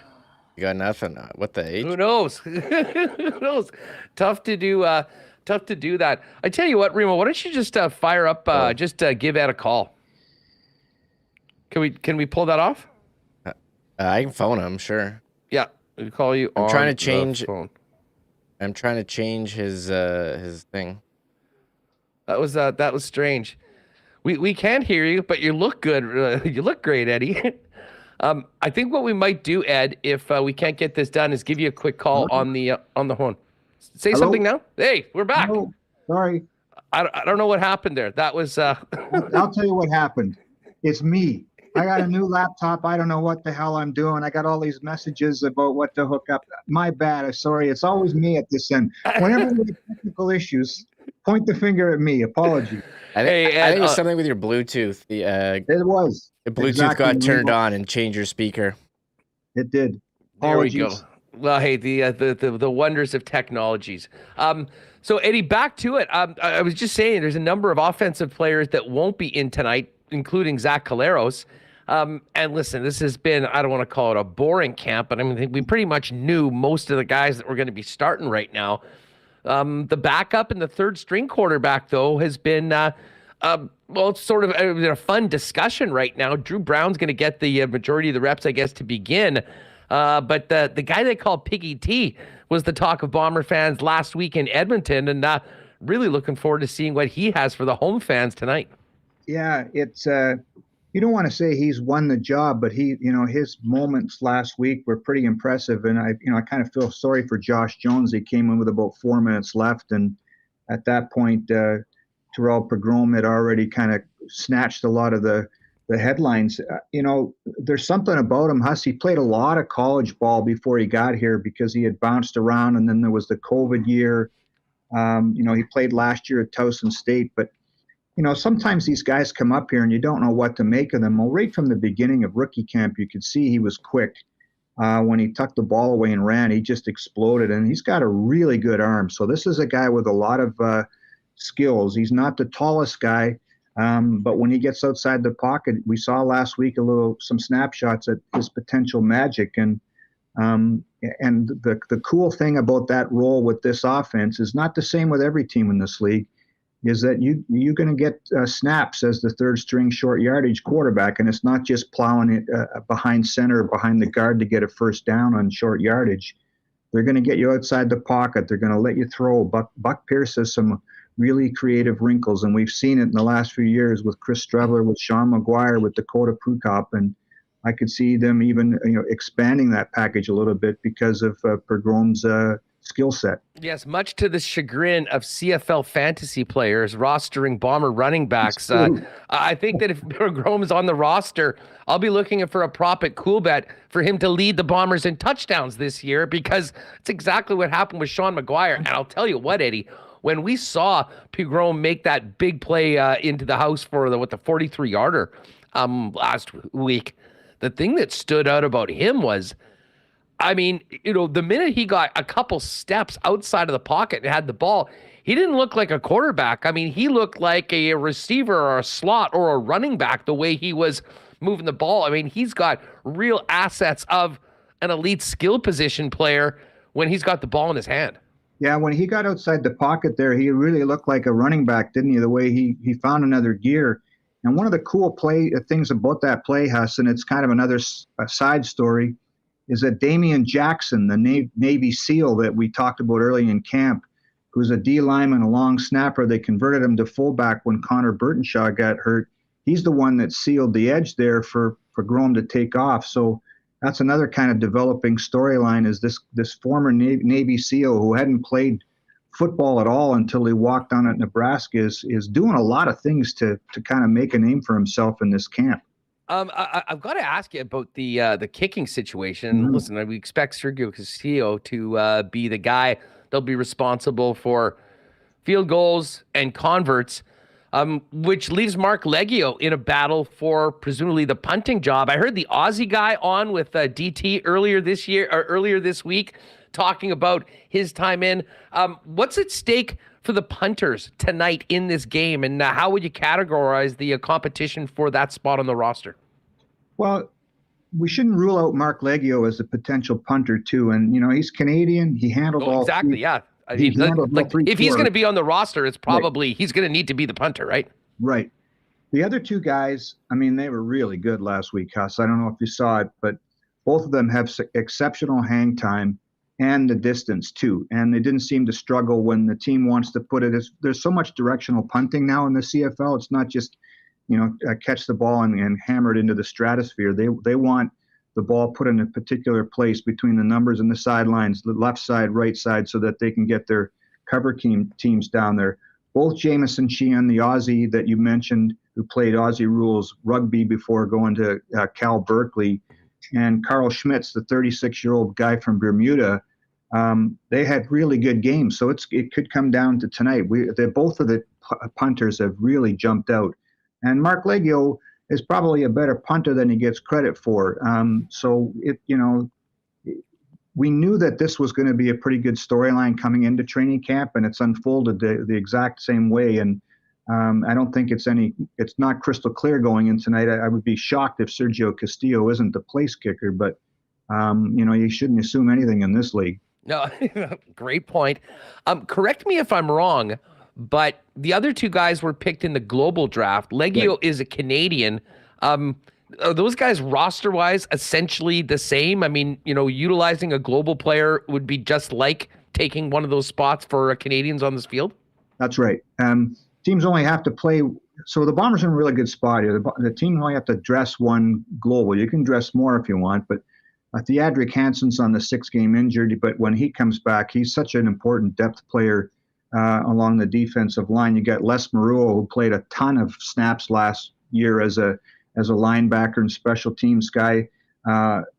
Solomon Karamoko he's from Laval. He was on the team last year. Tomoya Machino, an offensive lineman from Japan, got into a couple games last year. So there's a ton of potential here.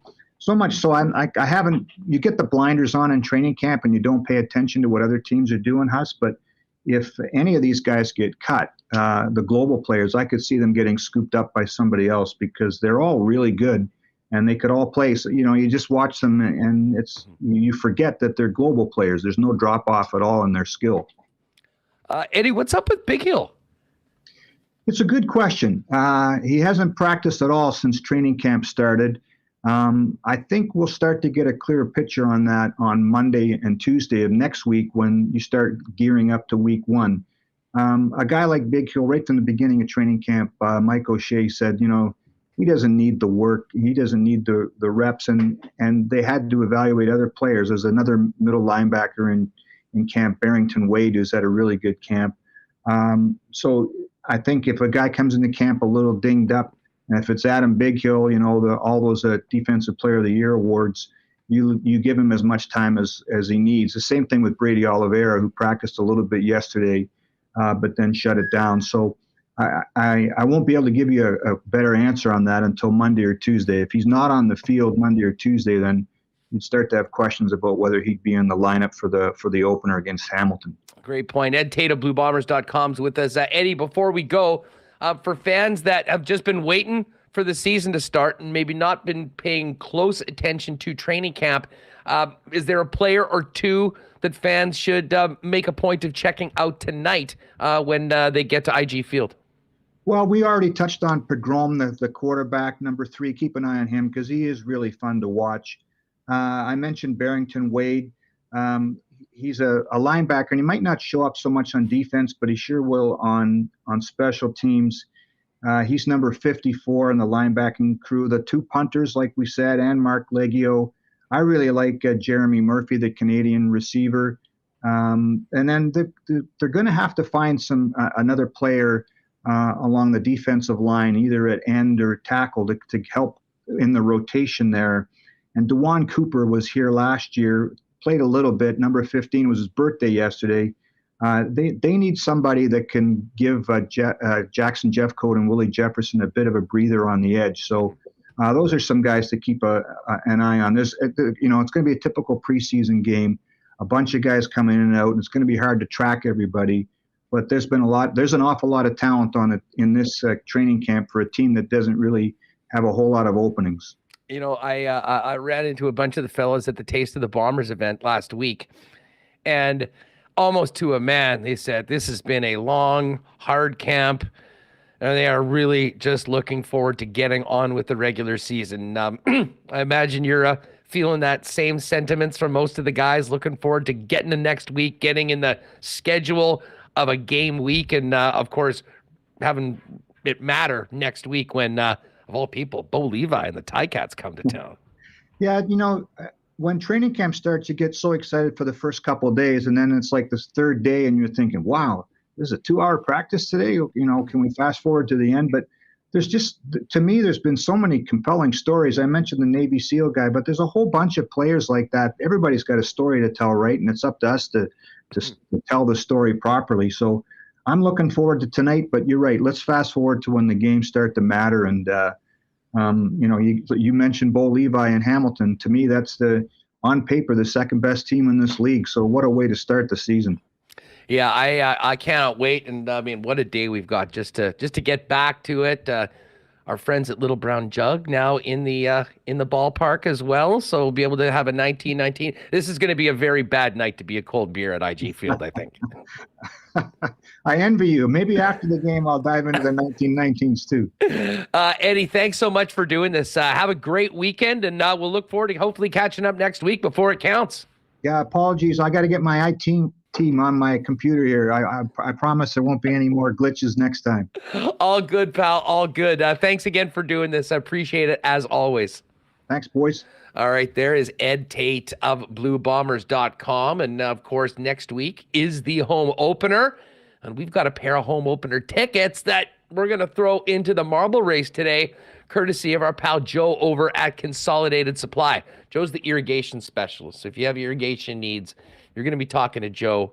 You can pop down and see him at 1395 Niagara Road East. Anyways, entries are open right now for marbles, exclamation mark marbles in the chat. We'll get to that in just a couple minutes. As I mentioned to Ed at the end of the interview talking Bombers, it is a bad day to be a cold beer, and there's going to be a lot of cold 1919s for the first time ever at IG Field.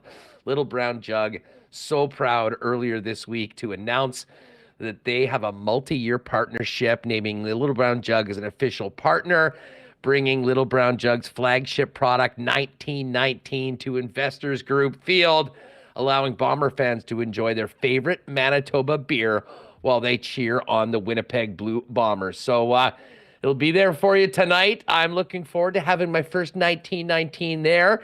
And if you're at a Gold Eyes game, of course, the Gold Eyes are on the road, but they're back with a homestand starting next week. You can grab 1919 and the new generic lager, my personal favorite, at the ballpark as well. So big shout out to Little Brown Jug. And of course, the Gold Eyes finishing up their series on the road back next week. As we talked with Andrew Collier earlier this week, the Fish will have a big night next Saturday on July 10th. So you got Bomber home opener on the 9th, and then Gold Eyes Métis night with fireworks, and the queen of curling herself, Carrie Anerson, 4-time defending Scotties champ, going to be throwing out the first pitch at the game next week. You can find out more at goldeyes.com for ticket information, groups, and more for the upcoming year. Just checking out the PGA Tour today, the Memorial Jacks Tournament, always a great event.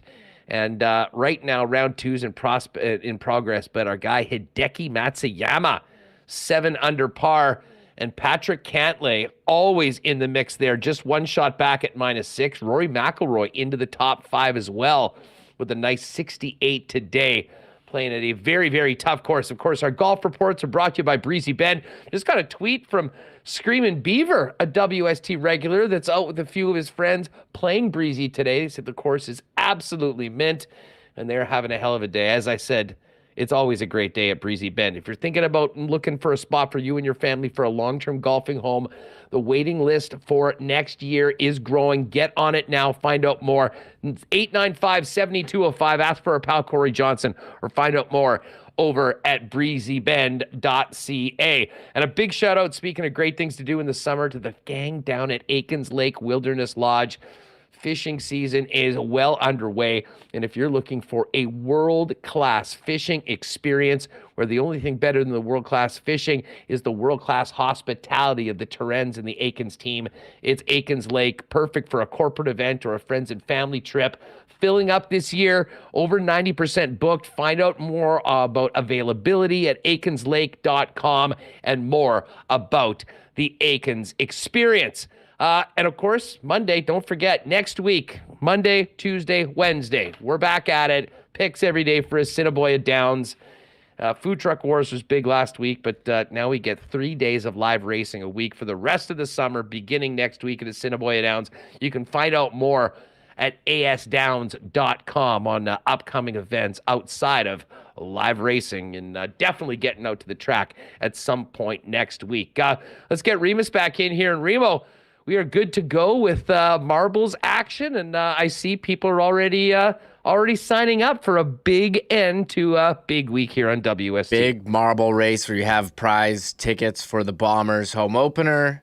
We got the Winnipeg Sports Talk green jacket, aka the hoodie.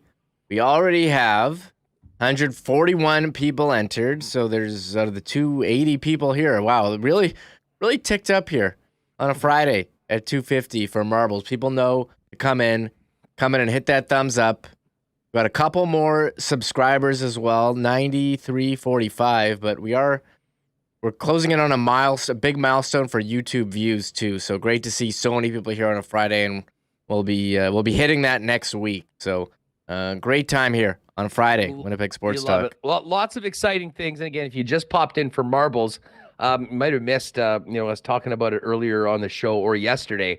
But WST heading to Nashville for the NHL draft. We expect there will be a lot of interesting things happening around the league, and most likely with the Winnipeg Jets. The best place to cover it and bring the action to you is boots on the ground in Music City. So the WST at the draft, presented by our friends at Coolbet, is a go. June 26th, the week starts. We'll be there beginning on Monday. So make sure to join us throughout the month for all the off-season scuttlebutt, but absolutely make sure to join us then. We'll give you a last call for marbles. Get that in, ! marbles if you haven't already. And speaking of our draft shows presented by Coolbet, let's get over and see what we've got going on over at Coolbet for the weekend. NHL playoffs. Game 1 tomorrow night, the Vegas Golden Knights -133 and the Florida Panthers +113. As I mentioned, I have got my mojo back. Had the Nuggets -9 last night. That cash, and we also did a 2-game exclusive from the Lock Shop with the Nuggets to cover the spread last night, boosted up with the Vegas Golden Knights. So if you got on that, you're basically looking at a +250 money line bet for Vegas tomorrow. As far as the series goes, Vegas still the favorite, though it's gone down a little bit. Vegas -123 and the Florida Panthers +105.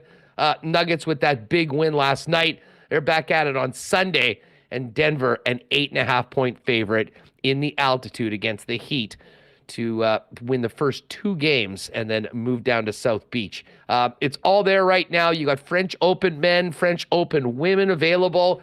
And we've even got CFL preseason. And listen, I know betting on preseason football is one of the most degenerate things that you can possibly do. That being said, if you want to sprinkle on the game tonight, the Bombers are actually 1-point underdogs to the Saskatchewan Roughriders. Part of that, of course, is the individuals that won't be playing. Trevor Harris is going to go for the Riders to start the game. And we've also got one tonight in Montreal where the Alouettes are 2-point favorites over the Hamilton Tiger Cats. But when it comes to the CFL, gang, check out the futures because they've got win totals for everybody in the league. You've got league leaders, player specials right now, divisions, and we'll certainly have some more individual player like over-unders for the season, although those are off the board right now until the end of the preseason. It's all there at Coolbet. Use the promo code WST if you haven't played there before. 100% bonus on your first deposit up to $200. And a huge thanks to Pat and the Coolbet team for making the WST shows in Nashville at the NHL draft possible. All right, Remo, let's get to some marbles. And just while you do that, I got to give a big thanks to Joe again from Consolidated Supply, because we do have tickets. We promoted this last week. 2 prizes today. First place, as usual, we'll get the WST hoodie. Shout out to our friends at Shipham & Associates for sponsoring those. And second place will be tickets to the home opener, courtesy of the gang over at Consolidated Supply. You got the list going? We need anyone else that we need to throw in? Yeah, let me just load it up. I see people who are typing it now. I just closed it, so there's a couple I don't believe they got in. Sorry, you got to get here. We've had it open for 15 minutes. Unfortunate, but I don't manually enter any of the names just because for fairness sake. And yeah, we'll go through it. I did want to touch on a couple things as I get this ready, Huss. We haven't really touched on. We do have the Winnipeg Sports Talk fantasy pool, and I just want to do an update on that as we head in. Oh yes, because there's a tight race here at the top. One sec. Team Bring It here is currently in first. There's iPhone Benj. I think he might be the favorite here. Top Line was in first for a majority of it, but he's filming. There's Cowboy. So I'm curious how this is going to go. We'll have a nice WST prize pack for the winner, and second and third, I'll throw him some stuff. The funny man has yes 5 players remaining. Yes, he's Am I got reading that properly. Yeah, he's got a bunch of Vegas guys. So he's got Stevenson, Bennett, Marchessault, Smith, and Theodore. And the other guy, Team Bring It, who's currently in first, he's got Stevenson, Carlson, Marchessault, and Smith. And so he's got a 1-point lead. Ooh, geez. So I think Benj is looking pretty good. Well, shout out to everyone that is still hanging around in the mix going into four round. We did have a bracket challenge too, and that's basically already been decided, Huss. Yeah. I mean, shout out to Hellebucht. I believe he's going to take this one. 125 points. Like these. What does he have? He basically nailed all the games of the first round, and that propelled him to win. He had Dallas and Carolina as his conference final teams. He hit those two, and he won. He had the Jets and Leafs in the Cup final. Like everyone had Edmonton, Colorado, or Boston in the Cup final, or the Leafs, and they all got knocked out. So not a lot of people, in this Jets-focused pool, going to take Vegas to win the Cup. No, that was the same thing. I mean, in the playoff pool I was in, basically one guy took all the Vegas guys because no one else wanted to be that guy to take the team that the Jets were playing. Same. And needless to say, he's running away with it and destroying everyone. Had basically won it after the first 2 rounds when those big upsets happen. By the way, Travis, shout out to Trav in chat wondering about WST DraftKings. That we'll be getting it going for week 1 of the Canadian Football League. I'm not even sure they're offering games for the preseason. Who? Jason Jett, who's a frequent player with us. I don't know if he's in chat right now, but he DM'd me. He's like, man, it's back. They've got week 1 already ready at DraftKings. So if you do want to play CFL fantasy with us, we do play weekly contests on DraftKings. You can send us a message as well, and we'll tell you how to get on that. Although the CFL website revamped their fantasy game. Have you checked it out? I haven't looked at it. I thought it was a terrible product before. Oh, it was obviously done by people that haven't really played much fantasy. Yes. That was my reaction to it last year, at least. But yeah, I think the salaries were like stupid numbers. And like part of a strategy was not starting a defense, which I thought was lame. So I never really did it on there. I know other people do, but I prefer the DraftKings format. So that's how I, taught me a lot about players around the league other than Blue Bombers. So stay tuned. Stay tuned for that one. But I do have this marble list. We got 170 names. I know there's people who are typing it in now, but it's too late. And so who did you want to add? Zeisberger? Because he was a great guest today. Yeah, definitely. Let's go with Zeiss. Well, let's say everyone that was on today. Zeiss, Brandon, and Ed. Yeah. And let's put in C. Bear, The Sea Bears mascot, Churchill is his first name, but he goes by, if you see his jersey, it's C. Bear. We did have chat. How about Pat Neufeld? He was a great guest. Patty Neufeld, definitely. And you know what? I think we got to put one in for Piggy T as well. Piggy T, done. Yeah. And we could put Tyrell Pigron, but Piggy T is put far Piggy better T to put in. Yeah, Piggy T. All right. And as you get that ready and finalize it, I do have an update for you folks on Kansas City Chiefs superfan, Chiefsaholic. You might recall last year he was arrested for robbing a bank in Oklahoma on the way to the Chiefs-Texans game. And it became apparent that part of the way that he had the money for traveling around and being so active on social media and being at all the Chiefs road games was he was in fact a criminal. And he got out of jail before the Super Bowl. He had the ankle bracelet and was given an opportunity to, quote, go to a pre-planned family vacation, which happened to be in Arizona, which was the location of the Super Bowl. And he cut the ankle bracelet monitor. He has not showed up for court, and he now finds himself at number 5 on the most wanted list as Chiefsaholic is still on the run. And I don't want to make light of robbing banks because obviously there's a lot of trauma that goes into that for the people that are working there. But I don't know why. Part of me thinks that he's just going to show up at the Super Bowl next year or something like that. Get the wolf costume out again and get in disguise and get out to some games. But if you're wondering what's up with Chiefsaholic, he's still on the run, and now he's made the top 10 most wanted list. All right, let's do some marbles here, folks, on a beautiful afternoon before we get ready for some Blue Bomber football. We can't drop marbles before we listen to an offering from the man himself, Tristan Rivers Music. Let's go. Yeah, I'm just going to pick the song. I was going to say, I thought your update was going to be on the Jets auction if you wanted to buy that locker room worn Saku Menelainen hoodie. I don't know if anyone else has bid on it, so. Ooh, good call. Good call on that. The one I want is the Big Save Dave because it's got 33 on it. And I don't think anyone would think that it was the Dave Riddick. It would sort of look like a Buff throwback. So that's a good one. But yeah, all that stuff, and I think it's finishing up on the weekend. If I'm not mistaken. I think there's like 4 hours. I was looking at this Appleton one. No one was bidding on the Appleton one. I don't know. I'm pretty tempted, Hustler. Just real quick on the Jets locker room worn hoodie auction. People were messaging me. They heard this when someone's like, "I'm bidding on that Pionk hoodie." The hats are a good deal. $30 for a locker room worn hat. There's DeMello. No bids on DeMello. $70, and those are nice. Those are nice hoodies. Here, let's see they're really nice hoodies. The Kyle Connor, $175. That's the highest one. Hellebuck, $152. Rafley, $120. Lowry. And what does it say? How much time left? There's like 4. Some of them have like 4 and 6 hours left. I guess it takes them a while to post it. So interesting. The True North on eBay. But there's a lot. Ehlers, Perfetti, because those guys are more my size. I was looking at those. So, where's the Riddick? Want me to tell you Riddick if anyone's bid on it?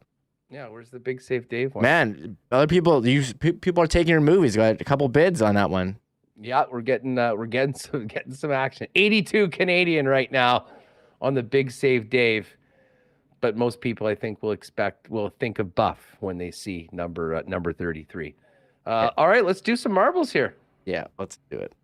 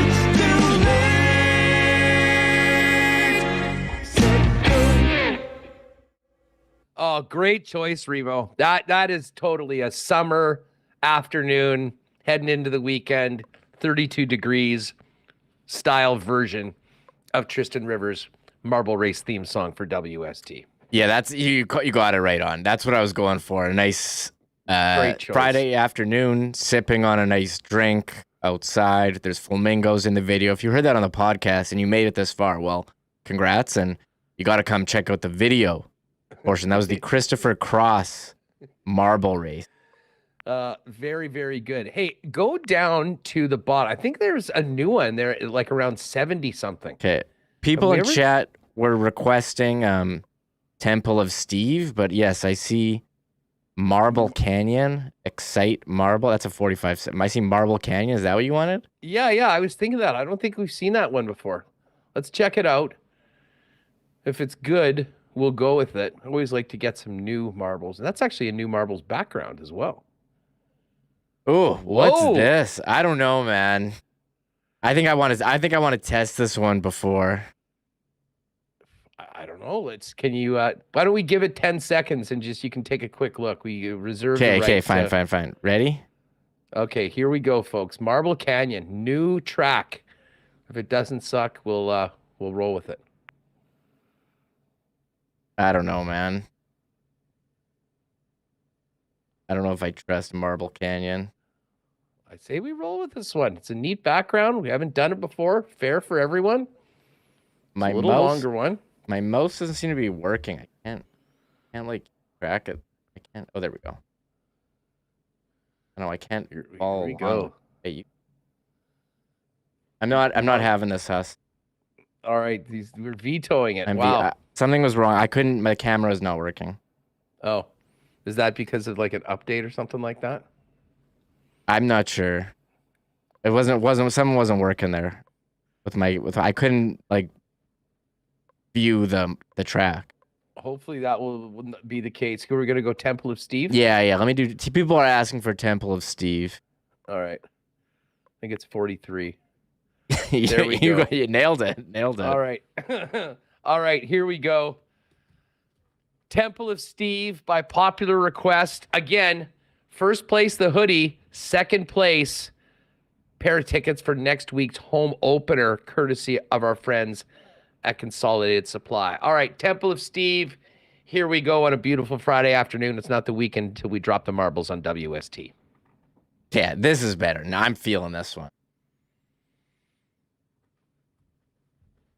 All right, Turd Ferguson with a nice start. Drew Music. Rewucki. Rewucki's gonna have baby swag and win the marble race today. Just watch. Shane Badger.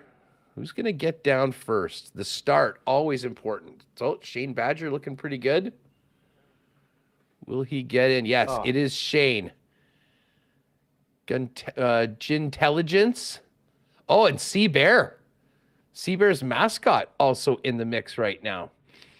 But Shane Badger is the leader, but it is a very, very tight race up at this point, folks. Shane Badger and Sea Bear's mascot, Sea Bear, right now with the lead. And Nicholas. Oh, and Mean Gene Okerlund right in the mix. And Mark A. Sea Bear is there. Michael Pruden. Oh, yeah, Temple of Steve. This is a good one. Mean Gene Okerlund is in first place right now.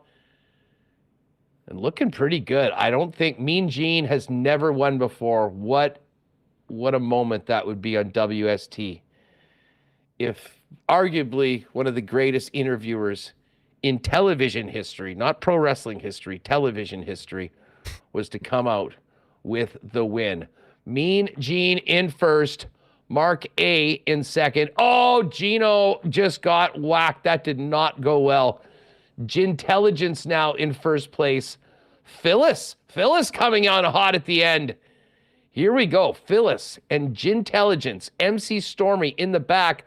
Oh, but of course the Temple of Steve. It's not over until you're in. Oh, Piggy T just got thrown over the top rope.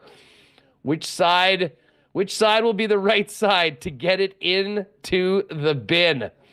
Looks like the bin is on the left side right now. Who is it going to be? Oh my God. BA wins it. Nicely done. That was about 5 marbles. We're so close to getting in. Oh, that was excellent. Yes, I forgot about the ending, the Temple of Steve. It ain't over until it is over. And BA split with the dub. I just want to say, coming in. BA Split was chirping me when I left that track, so I don't think he should get the hoodie. After I changed, he started ripping on me when I changed the track, called me a coward for not going with the new track. He's always chirping. But hey, he got the win. What can we say? Nicely done. And Lori Loving Life, congratulations. We got those home opener tickets for you as second place winner today. So BA with the hoodie and Lori Loving Life with the Bomber tickets. Thanks again to Joe at Consolidated Supply for popping those in. Now let's get a quick rundown of everyone. How about Kenny's water bottle? Comes back, does the super chat, gets a top 10 finish. Very nicely done. Camaro 928, a recent winner. Kochi 51 also is one as of late.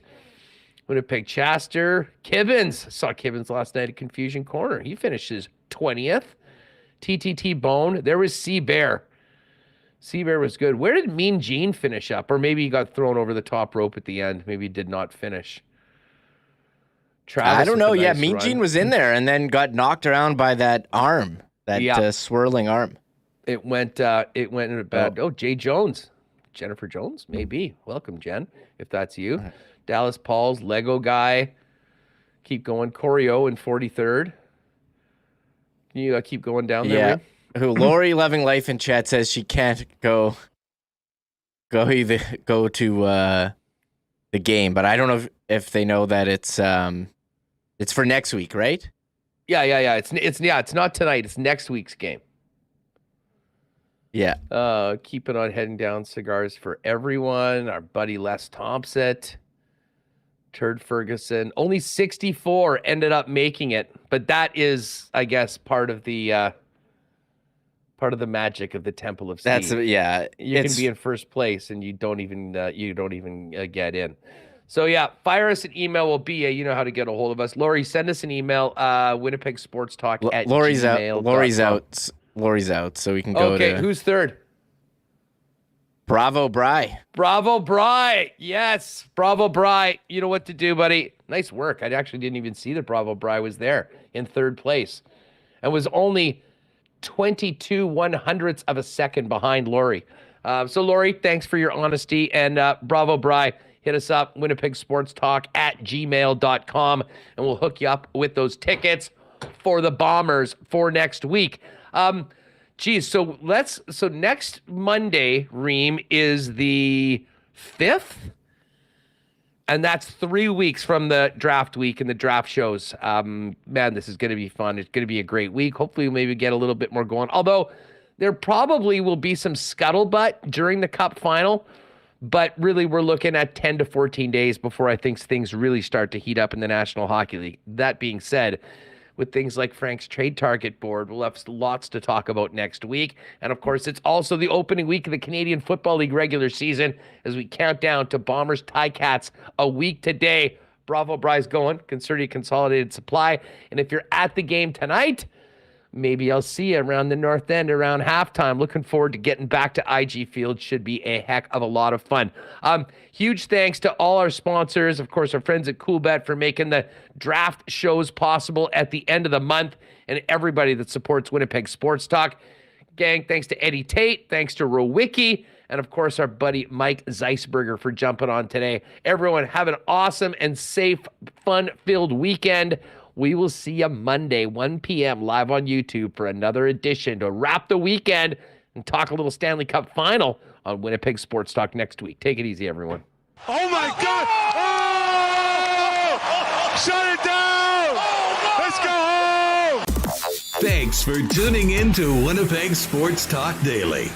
Make sure to subscribe on YouTube and your favorite podcast feed at winnipegsportstalk.com.